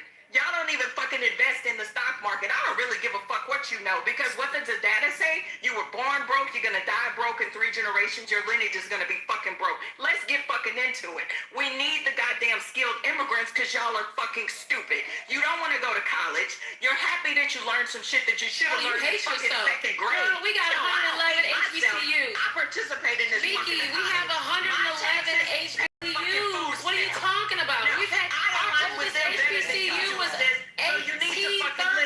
They're not gonna tell you this shit, but I fucking will. We need these fucking. I graduated from Howard University. Y'all are fucking stupid. I graduated from Howard University. I've been around black older generation needs to go home. I don't know nothing about You're that shit. anti-immigrants.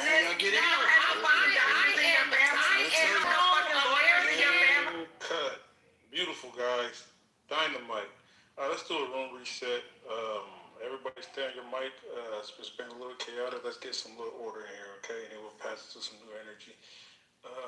Trump exposed the SPLC for funding $3 million to hate groups, including the Ku Klux Klan.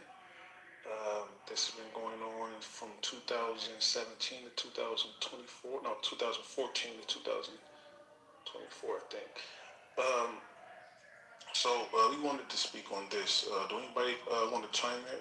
Matter of fact, let's get some new energy. Doctor, can you let me finish my comment? You let Thug bully. The point that I'm not crashing.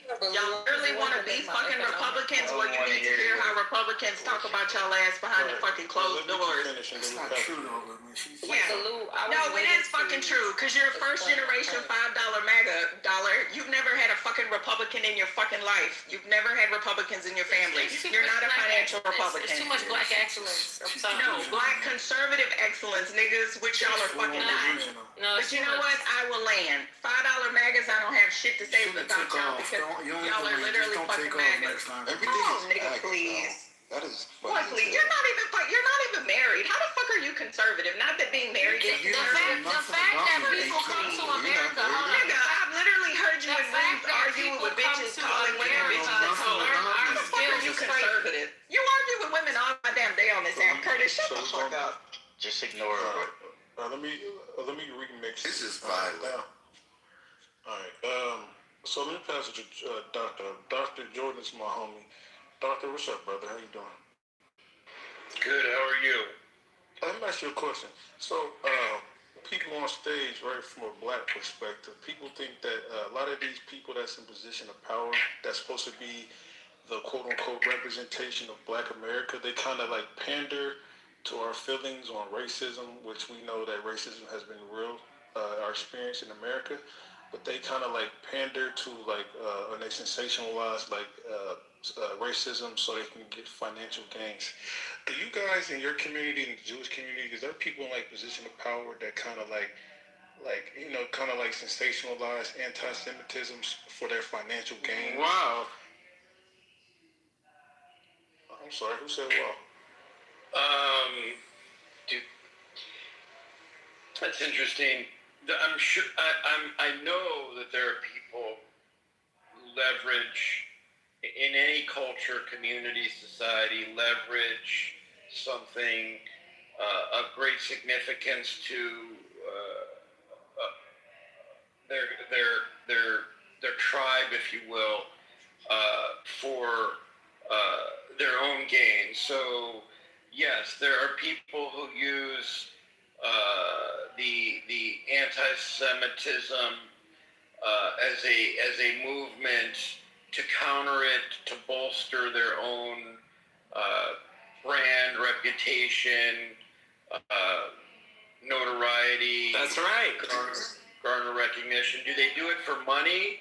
I mean, indirectly perhaps, but they certainly do it to generate attention. I mean, it's a very narcissistic practice, right? You don't want to call, it's inappropriate. It's no longer kind of it's no longer deemed appropriate to label people as a narcissist or a given psychopathology. But what it is okay to do, I suppose, is to describe the behavior, and it's a very narcissistic inclination to try and leverage something inauthentically. People do it in all kinds of ways all the time, and yes, the short answer is, in the Jewish community, yeah, there are certainly some people who have turned on advocacy for their own benefit, made a brand out of it, and are now trying to become social media influencers. I mean, those are influencers based on religion and culture. That's right. I agree. Now, are you from LC and the Southern Poverty Law Center? Are you familiar with this group? Yes. Did you hear about what happened today? They've been indicted on I think 8 counts. $3 million to. Hold on, David. Are you okay, Bucko? We're having a dialogue. They allegedly gave $3 million to hate groups like the Ku Klux Klan, the National Alliance Group. That leader, the person that actually started the National Alliance, is the person that created what was that hate book we was talking about earlier? I forgot the book. Oh, the Turner Diaries, right? And this is supposed to be an organization that's supposed to be fighting against white supremacy, but they found out that they've paid quote-unquote informants to in these organizations $6 million. $3 million. So what's your thoughts on this? Because the Southern Poverty Center are supposed to be protecting anti-Semitism, protect things against anti-Semitism, LGBTQ hate, and racism. So what's your thoughts? And then we're going to pass the mic because David, I think that I think there's a lot of complexity. It's like the bilateral relationships that the United States enters into with other nations. They do things that kind of contradict what we would suspect are in the interests of Americans. For example, aligning with the Taliban in Pakistan and then kind of challenging the Afghani Taliban. And so, the reason I mention that is because you have to look deep into the organizational hierarchy and the culture and the various priorities of a given entity organization to understand why they may fund something that would seem contrary to their own interests. The same thing with Netanyahu funding proxy groups in Gaza. Now, the other thing I wanted to say too was going back to what you asked me earlier, and this isn't, this is, I know people love the hot topic of Israel, but the thing is that, we are differentiating between like anti-Semitism and anti-Zionism, but the reason I'm bringing this up is because there are Israeli actors who you would never have heard of until they jumped on the bandwagon to condemn anti-Semitism. Some were already famous and were using their platform, and others were using the movement to garner more attention for themselves. And this isn't specific to Israeli actors or Jewish actors. This is true across the board. You see it in Asian celebrities, anti-Asian hate, for example. There were unknown entities who used this platform, and I know this only because now I'm in the entertainment space, news and entertainment.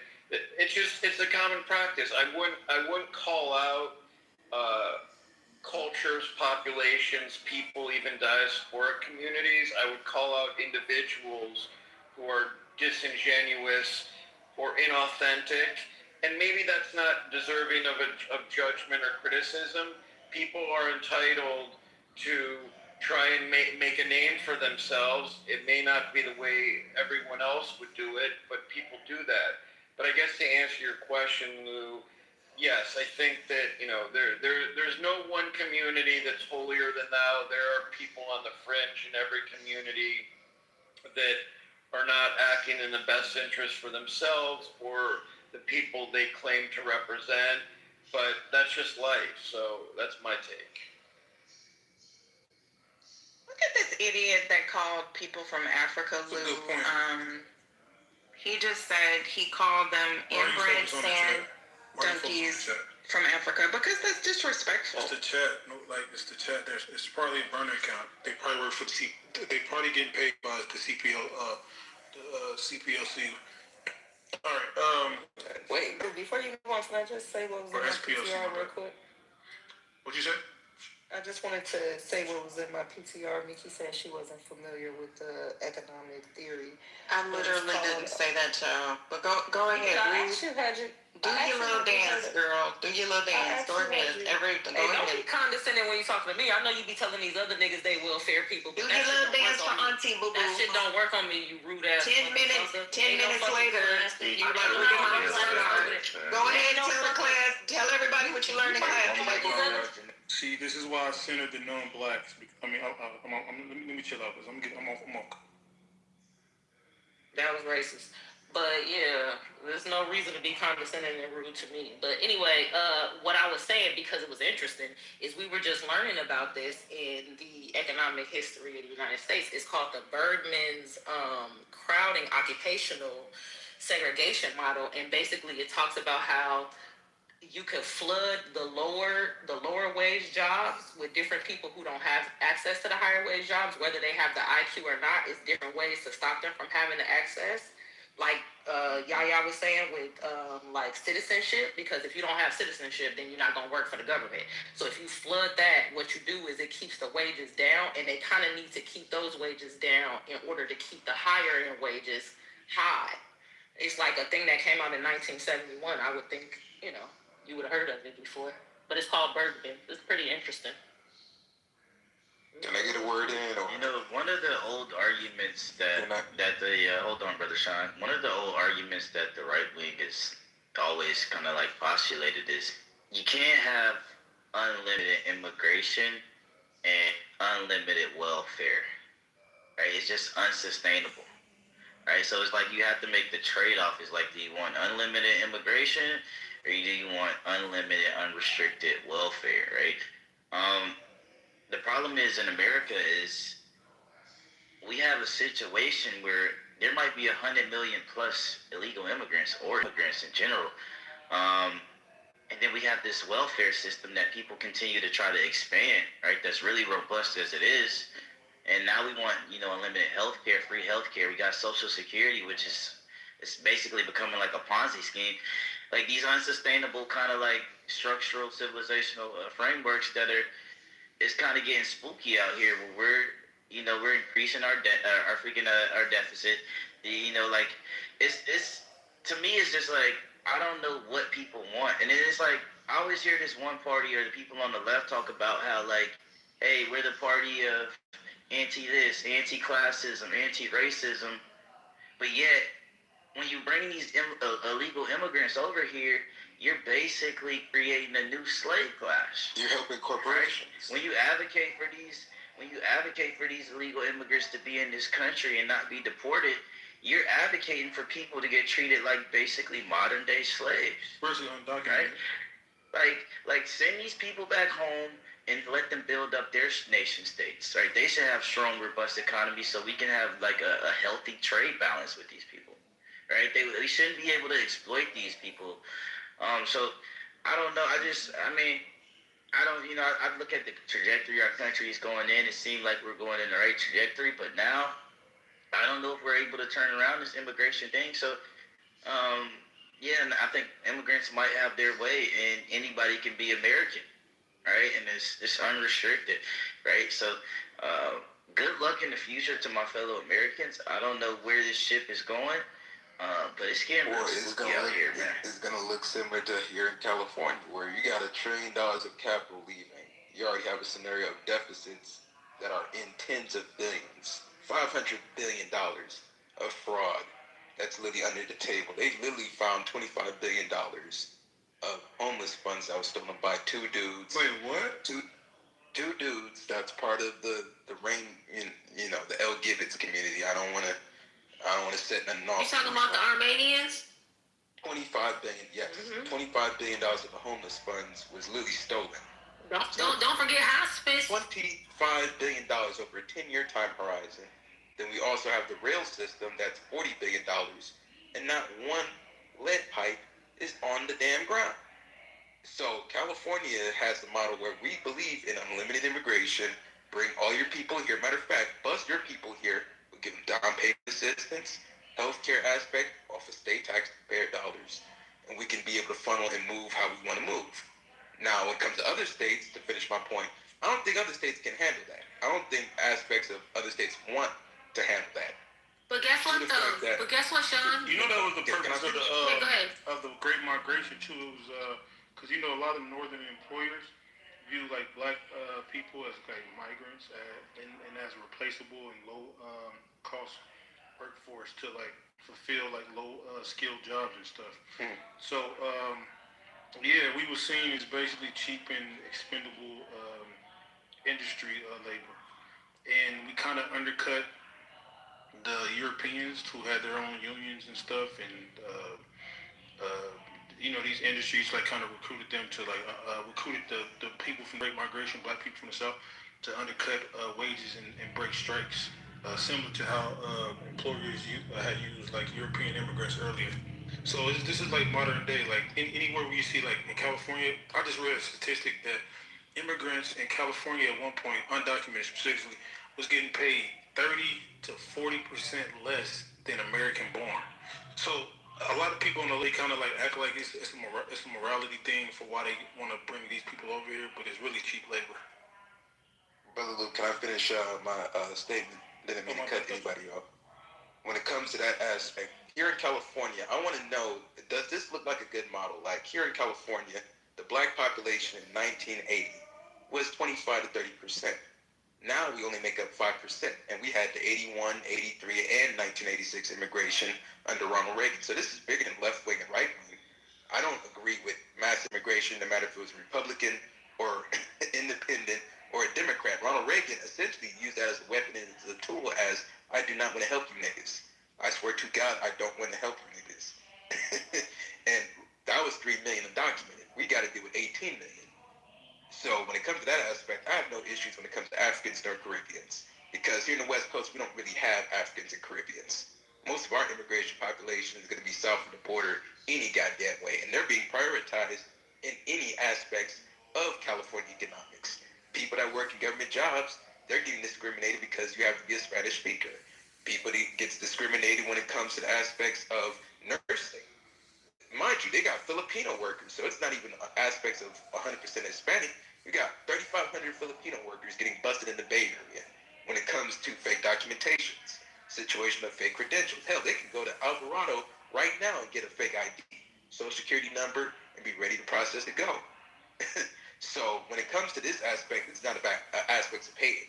It's how long will the black community say, man, I surrender. You can bring in 20 million more on top of the 18 million that's already here. Because in California, the aspect of that, that's discriminatory, where you have the people going to the EEOC, black people, mind you, getting discriminated because they're not Spanish speaker. Then when they are a Spanish speaker, they say, well, we want native speaker. Essentially discriminating and say, man, we don't want no niggas around. And when black people do have that aspect of going to workforce employment, they got to deal with a similar situation. Wow. Just like how black people in Miami got to go through the scenario, how LA has to go through the scenario. You know, I know people live in New York and the East Coast where you guys have a steady rapport with Dominicans and Puerto Ricans, but Mexicans feel like, nah, use a. Well, I like the Dominicans. Dominicans are cool. Did you say the population it doesn't have to be 25% to black? finish the aspect. You don't have to say that we are xenophobic, hate people of immigrant cultures. No, but damn it, when you're using immigration as a weaponized tool, where you don't want to hire anybody black and you get undercut, that's a problem. I yield my mic. Did you say California once had a 25% black population, or did I? Yes, in the 1980s. 25% of California was black in the 1980s. Black LA. Oh, that's different. County. That's not California. I said black LA. No, you said California. Okay, well he corrected it. We only make up 5%. Y'all is just crazy. We are. I'm not tripping. I asked him to clarify it. Crazy. I agree with Sean. Like living in LA is like living in Mexico. Yeah. Correct. Like, oh God, like everything the Mexicans come first for every fucking thing. The Mexicans go to court. You got a court date, the Mexicans go first. They get the translator, or they gonna put all the Mexicans. If you got a court date early in the morning, you won't see the judge until later in the afternoon, because they're gonna see every Mexican first. When you on the phone, like you live in America, you have to hear, like if you call a business, you have to hear the Spanish. It's like, yo, I'm a fucking American. Like, it's just so crazy. Like, everything in California, like, this is Mexico. Oh, God. Like, it don't even make sense. Listen what's going on in Carroll County. And look, our state's attorney moving out of the state. He said longtime resident Carroll County state's attorney Haven Shoemaker believes Maryland's a lost cause. And after his term ends, he's moving down south. Westmore, who's a fucking Jamaican, and the Democrats in General Assembly, you've won, I'm leaving. Shoemaker says he's lived in Maryland his whole life of 61 years. He worked in different roles in local and state offices, but says that once his term ends in December, he's going to be out. Why is he going to be out? Let's see. Where's he said right here? Shoemaker, what do you say? It has to do with the immigration laws. Look, they were just telltale signs that Maryland lost, Shoemaker said, plus $1.6 billion in new or increased taxes and fees enacted last year. And who has to pay that shit? We do. Why? Because we're a sanctuary state. We're a sanctuary county. That's not why.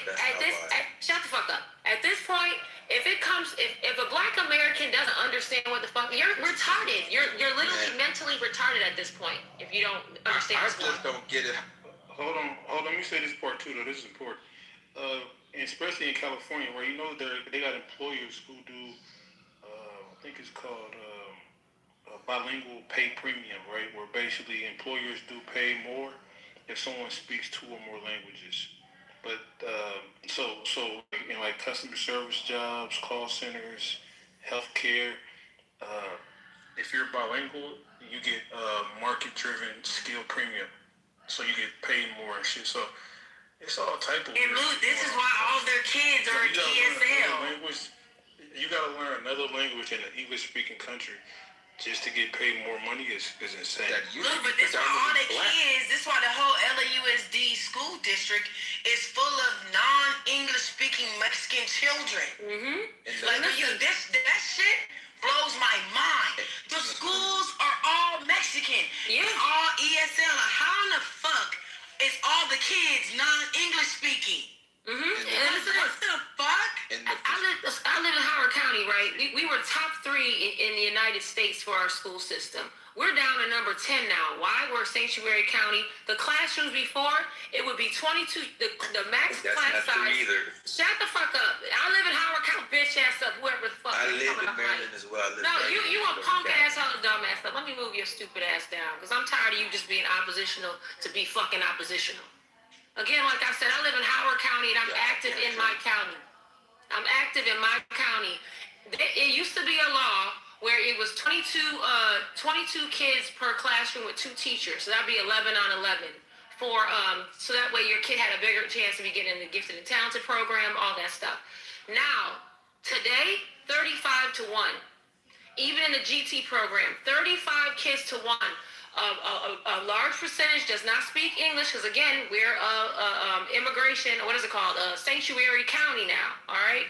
So now we don't have enough ESOL translators. We don't have so much shit. The school is just, I feel so bad for the teachers. The teachers, the principal, everyone. I feel bad for all of them because we're just like being squeezed to death. Do you imagine 35 kids? You're a middle school teacher. My son's in 8th grade, but he's in 10th grade classes because he's in the GT program. So that means they have very advanced classes. She's supposed to teach 35 kids and also not only teach the 35 kids, these advanced projects. She's supposed to grade all this shit. She's supposed to do all this stuff. So now it takes them like almost 4 weeks for them to get their grades updated because she cannot get it done any faster and still do curriculum every single day. It's just a mess. But the crazy. Wait, let me say this last part though. Now, y'all was talking about DEI, affirmative action, civil rights earlier, and how you include as a group they find like loopholes to say it's unconstitutional, right? So y'all know in the 1960s, the civil rights after the Civil Rights Act was passed. It was courts and federal agency that began to basically use like discrimination to include language access. So it was a case, I think it was All versus Nicole, right? It was a case in San Francisco. Said basically if a student don't understand English, they're effectively in non-equal education. So they use this as a justification to expand schools, hospitals, government services. So agency start needing bilingual workers, especially in California. So they basically use if a student don't speak English, they're effectively being denied equal education under the Civil Rights Act. This shit is crazy. And that's what I'm saying is people ready for that aspect because, mind you, this is the entire West Coast from Washington, Oregon, California, Texas, Arizona, New Mexico. That whole region aspect, anybody that's black that doesn't have the aspect of the bilingual situation down, then you're going to have to deal with a lot of disadvantages that you ushered in. I'm not hitting on nobody. I'm going to keep it calm. I don't have to cuss nobody out. I don't got a problem with Jamaicans. I don't got a problem with Caribbeans and foreigners at all. But even to the black foreigner, brother man, do you understand Spanish? Because that Latino, he don't give a fuck that you guys are both immigrants. He's gonna say amayate is amayate, bitch amayate coño. He's gonna call you a fucking nigger to your face. And he's gonna have a situation where he's gonna show you that we're not hiring you. And that's what I'm trying to figure out. I get it. We have people, we have family from other countries, other places and regions. I can understand. But when it comes to what Lou says, that's a situation where they can legally use the law. Your laws, 64 Civil Rights Act and the 1965 Immigration Hart-Celler Act, and those clauses to be able to weaponize it against black people in general. They had another law, right? It was something Bilingual Service Act of 1963. I forgot the full name, but it was a law that requires state agencies to provide services in languages spoken by a substantial portion of the public. So like that directly to paying bilingual staff. So this shit was basically started in the 60s and 70s, bro. Yep. And like we're in like reactionary mode, right? Because we know we always react to the shit that happens. Instead of being like proactive and seeing what's coming and then adapting, we kind of like in the reaction mode. Like so now we're responding to the shit that was in place in the 60s and 70s in 2026. So it's kind of crazy. And the funniest thing about it is these people call themselves mestizos, where most of the damn Hispanics that we do see in California, check the white box. Yeah, they check the white box every time. 58%. Yeah, that's a fact. Well, that's because of Mendez, Westminster versus Mendez or whatever, the case where they went to court because remember they felt like they was getting discriminated against they wasn't able to go to school with white kids. So they went to court, to the Supreme Court, and got, labeled as white. Mm-hmm. They said they're white. They have Spanish ancestry. They don't know why they was being treated like the quote-unquote Indian or black children.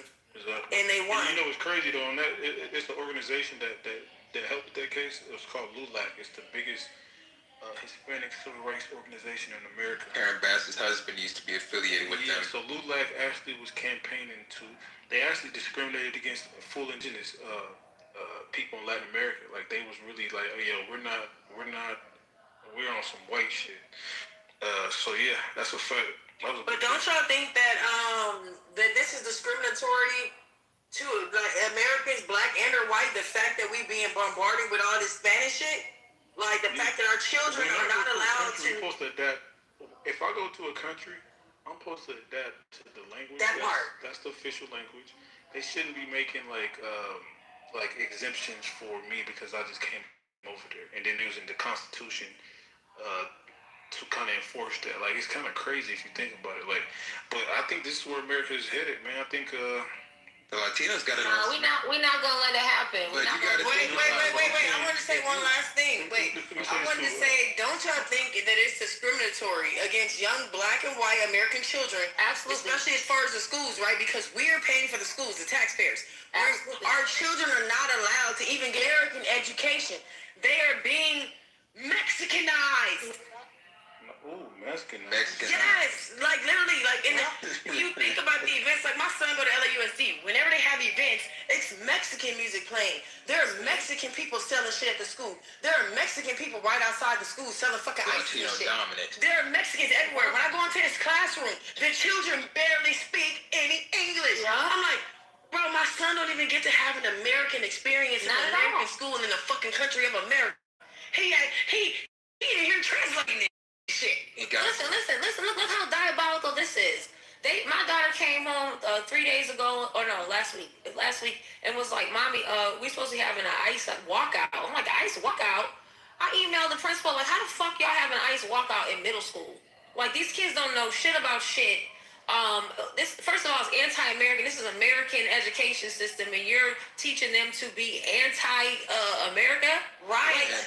Enforcement. Yeah, ICE, yeah, agency. This was put in place to protect American citizens. And why are y'all? She's like, oh, well, I just have to. If the need is, if somebody comes to me with the need by the school policy guidelines, I have to allow it space. But the adults in the room, or the adults, the teachers, they can't, say anything about it. I'm like, how do you know what they gonna say? You can't like determine that. But I don't know. I think the Latinos got it on smash already, because look at the Jasmine Crockett situation. Latinos said, we don't give a damn if it's Republican or Democrat. We only need to put our people in place. Yeah. Yeah. Hey, but I'm gonna keep it real though. See, the thing about the Hispanic label, right? White people can get, like, you can be a full European and be Hispanic, blood, and you can be Hispanic. Like if you come from Spain, you're Hispanic. You're Italian, right? If you come like let's say you from Spain and then you migrated to Mexico, because Mexico was colonized by the Spain, right? Mm-hmm. So let's say you can be a full European, no indigenous blood, right? But your nationality is Mexican, right? You're a Spaniard, but you grew up in Mexico. You come to America, you're labeled as a Hispanic. You're labeled as a minority.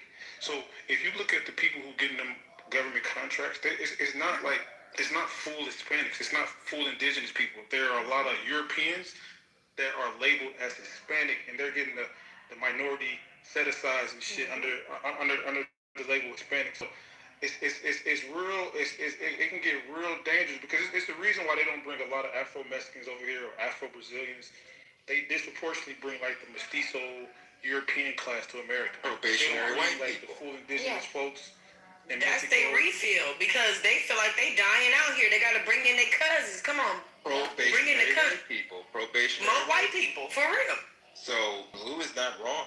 Like, I'm trying to look at it as, is people in the South really cool with a West Coast, like a West Coast get down South? Because we already moving to Texas.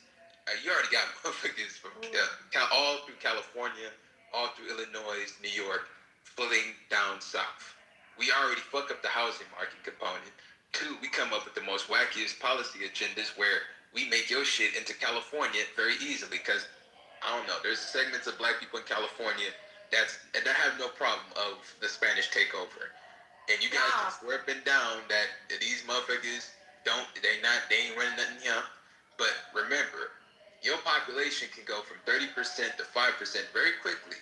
Yeah. Especially when you got 12 million undocumented Hispanics that are having 3 children by the end of this decade. That means your kids gonna have hellacious. 3? Listen. 3, you must be being nice, Sean. 3, they be pregnant with 1 on the hip, 3 in the school, 2 walking with them down the street. And can't nobody speak English. And can't not one of them speak English. You like, excuse me, like, get? What, bitch? I'm gonna keep it real, bro. There's got to be some self-accountability. Of course. Bro. It is. The fucking people came for people. You gotta think about it. We've been voting. Now, I'm independent, right? I don't have no political loyalty. I'm on the side of like, right?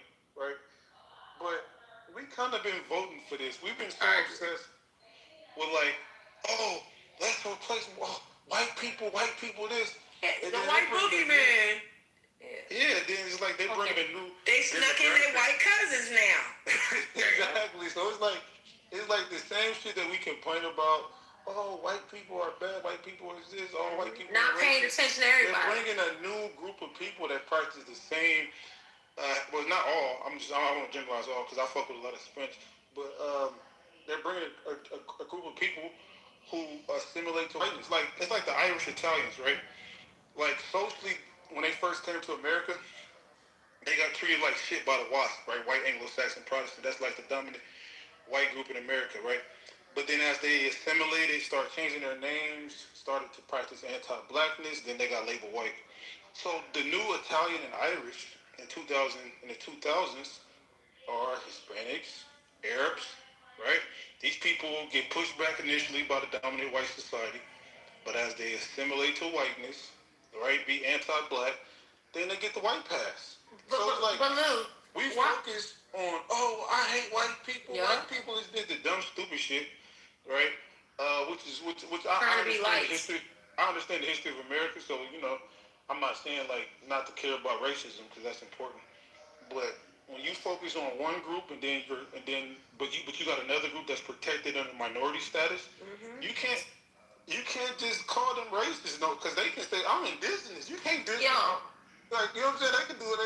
They can weaponize all type of shit. Yeah. And they can weaponize. Listen how they just used the kids at my children's school. Because I kept my kids home until the shit was over. But listen, I said all they want to do is use y'all as pawns so they can take pictures with y'all with posters, see these little black melanated kids in it, and then they gonna post that shit on social media. What? And that's it. You got people like that's Kevin exactly what they did. But they're literally using your black children to promote a Spanish thing. Yes. What the fuck? But you have people like Kevin De Leon and Neri Martinez calling black children monkeys and say, man, fuck that guy. Well, RFK said that all black children need to go to the reparenting camp and be reprogrammed. Nobody seemed to be talking about that. Somebody said, well, don't worry about Lou. The Hispanics will vote Democrats this time. No, they won't. Okay. Listen, let me tell you this, all right? No, they don't. Now, listen, black people are kind of like a political monolith, right? Yes.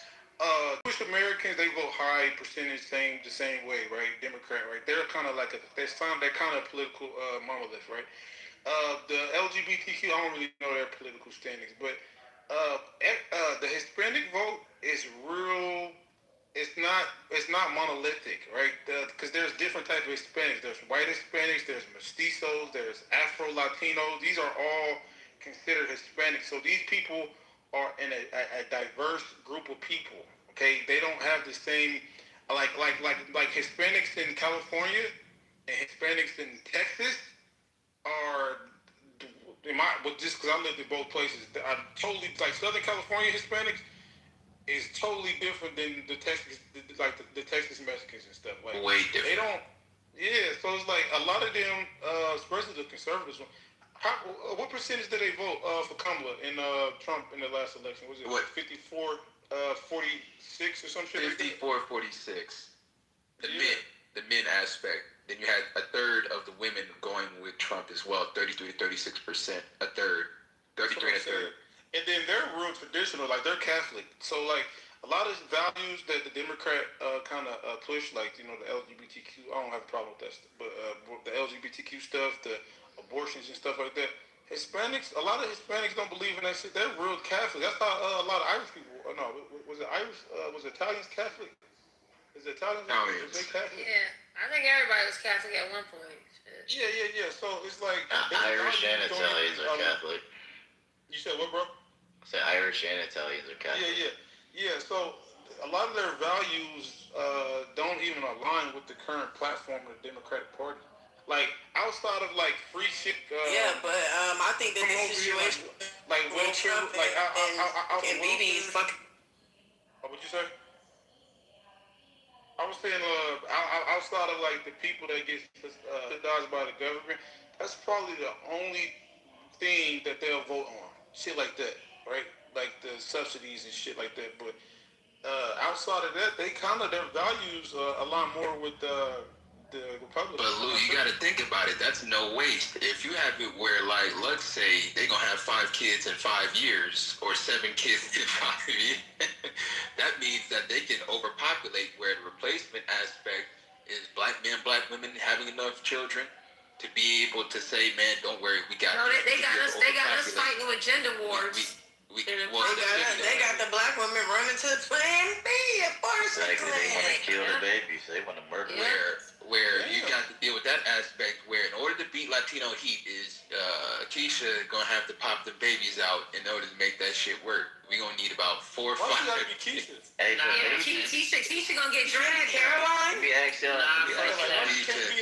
can't do it. Juanita or something like Juanita? Oh my God. Juanita's not auntie. That's my grandma. Auntie. That's the auntie. But we gotta teach our kids. But to finish my point, let me finish my point real quick, brief, and I'll let y'all have it. Is when it comes to the aspect they got, to be honest, this is bigger than Trump and Republican and Democrat. Because there's people that don't fuck with Donald Trump and say giving 18 million people reparations. Mentioned the Indian lady, Ajal, whatever her name is. She says that once we get in this midterms, we gotta give them reparations. That's automatic. That's non-negotiable. We gotta paper them up.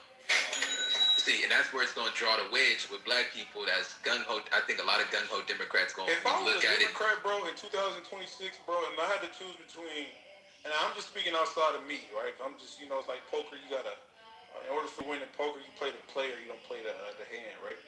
So you got to think outside of yourself, right? If I was a Democrat, right, and I'm seeing I got 2 groups, Hispanic community, the black community.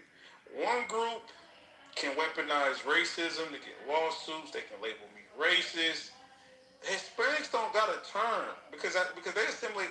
What's the term that protects Hispanics, like in terms of like being discriminated against and shit? Is there a term like minority and BIPOC? No, they consider white anti-vaccination. So it's like, okay, if I had to deal between a group that especially undocumented immigrants who work for cheaper labor. Black people, all right, I'll sign with the Hispanics.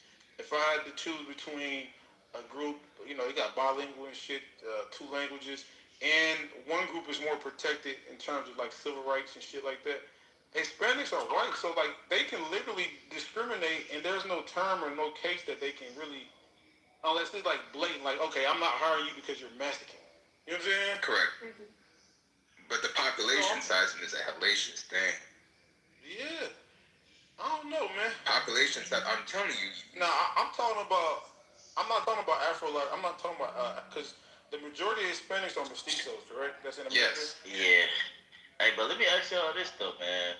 Since it's like it's almost over for us, right? Like we're not having enough babies. You know, the Democrats. Nah, we're not defeated. We're not defeated. Stop that bullshit. It's pretty much over, bro. Keep it real. 40 years. I'm just trying to understand, like, okay, the Bad Bunny, the Bad Bunny shit. Don't fuck that shit. They're just trying to get in y'all head, yo. Y'all gotta stop being weak. This is what I'm trying to. Okay, so since we ain't. I don't fuck with y'all. Y'all weak, y'all some we weak not niggas. having babies. Say him, damn. Wait. What the I'm just saying, like, don't be saying no dumb shit like that. But, Like, what do you say? I'm looking at the What do you say when niggas is fighting for these illegals more than other exactly? No, everybody not fighting them. And niggas is fighting for Go ahead, Marties. This is what I'm saying. I'm looking at the statistics, right? Like, our health statistics suck. Like, we having heart attacks. We getting motherfucking cancer, diabetes. Our education statistics sucks. We not getting married. We not having babies.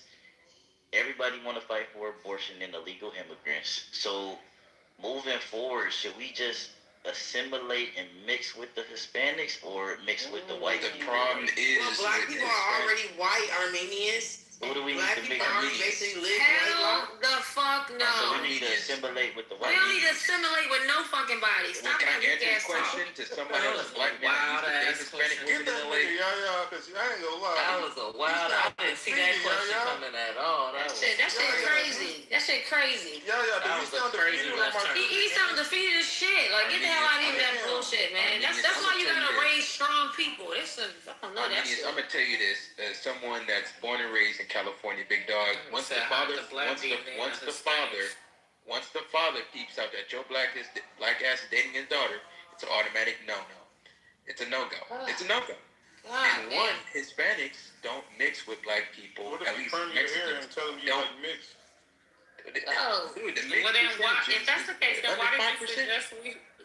suggest we should mix if you? That's not me. That's Armenians. No, Armenians, but Armenians. I don't know why he's saying that crazy stuff. I'm just asking because I'm looking at the writing on the wall, right? Ain't no writing on the wall. We don't speak that garbage over here. Listen, Stop y'all that not dumb even stuff. getting married, bruh. Y'all having gender wars. We got divestors. We got illegal I immigrants. mean, no, there's a lot getting married. There's still a lot of people getting Y'all married. worship the Democrat Party. Y'all hate the church. Y'all hate the Hebrew Israelites. Y'all hate the Nation of Islam.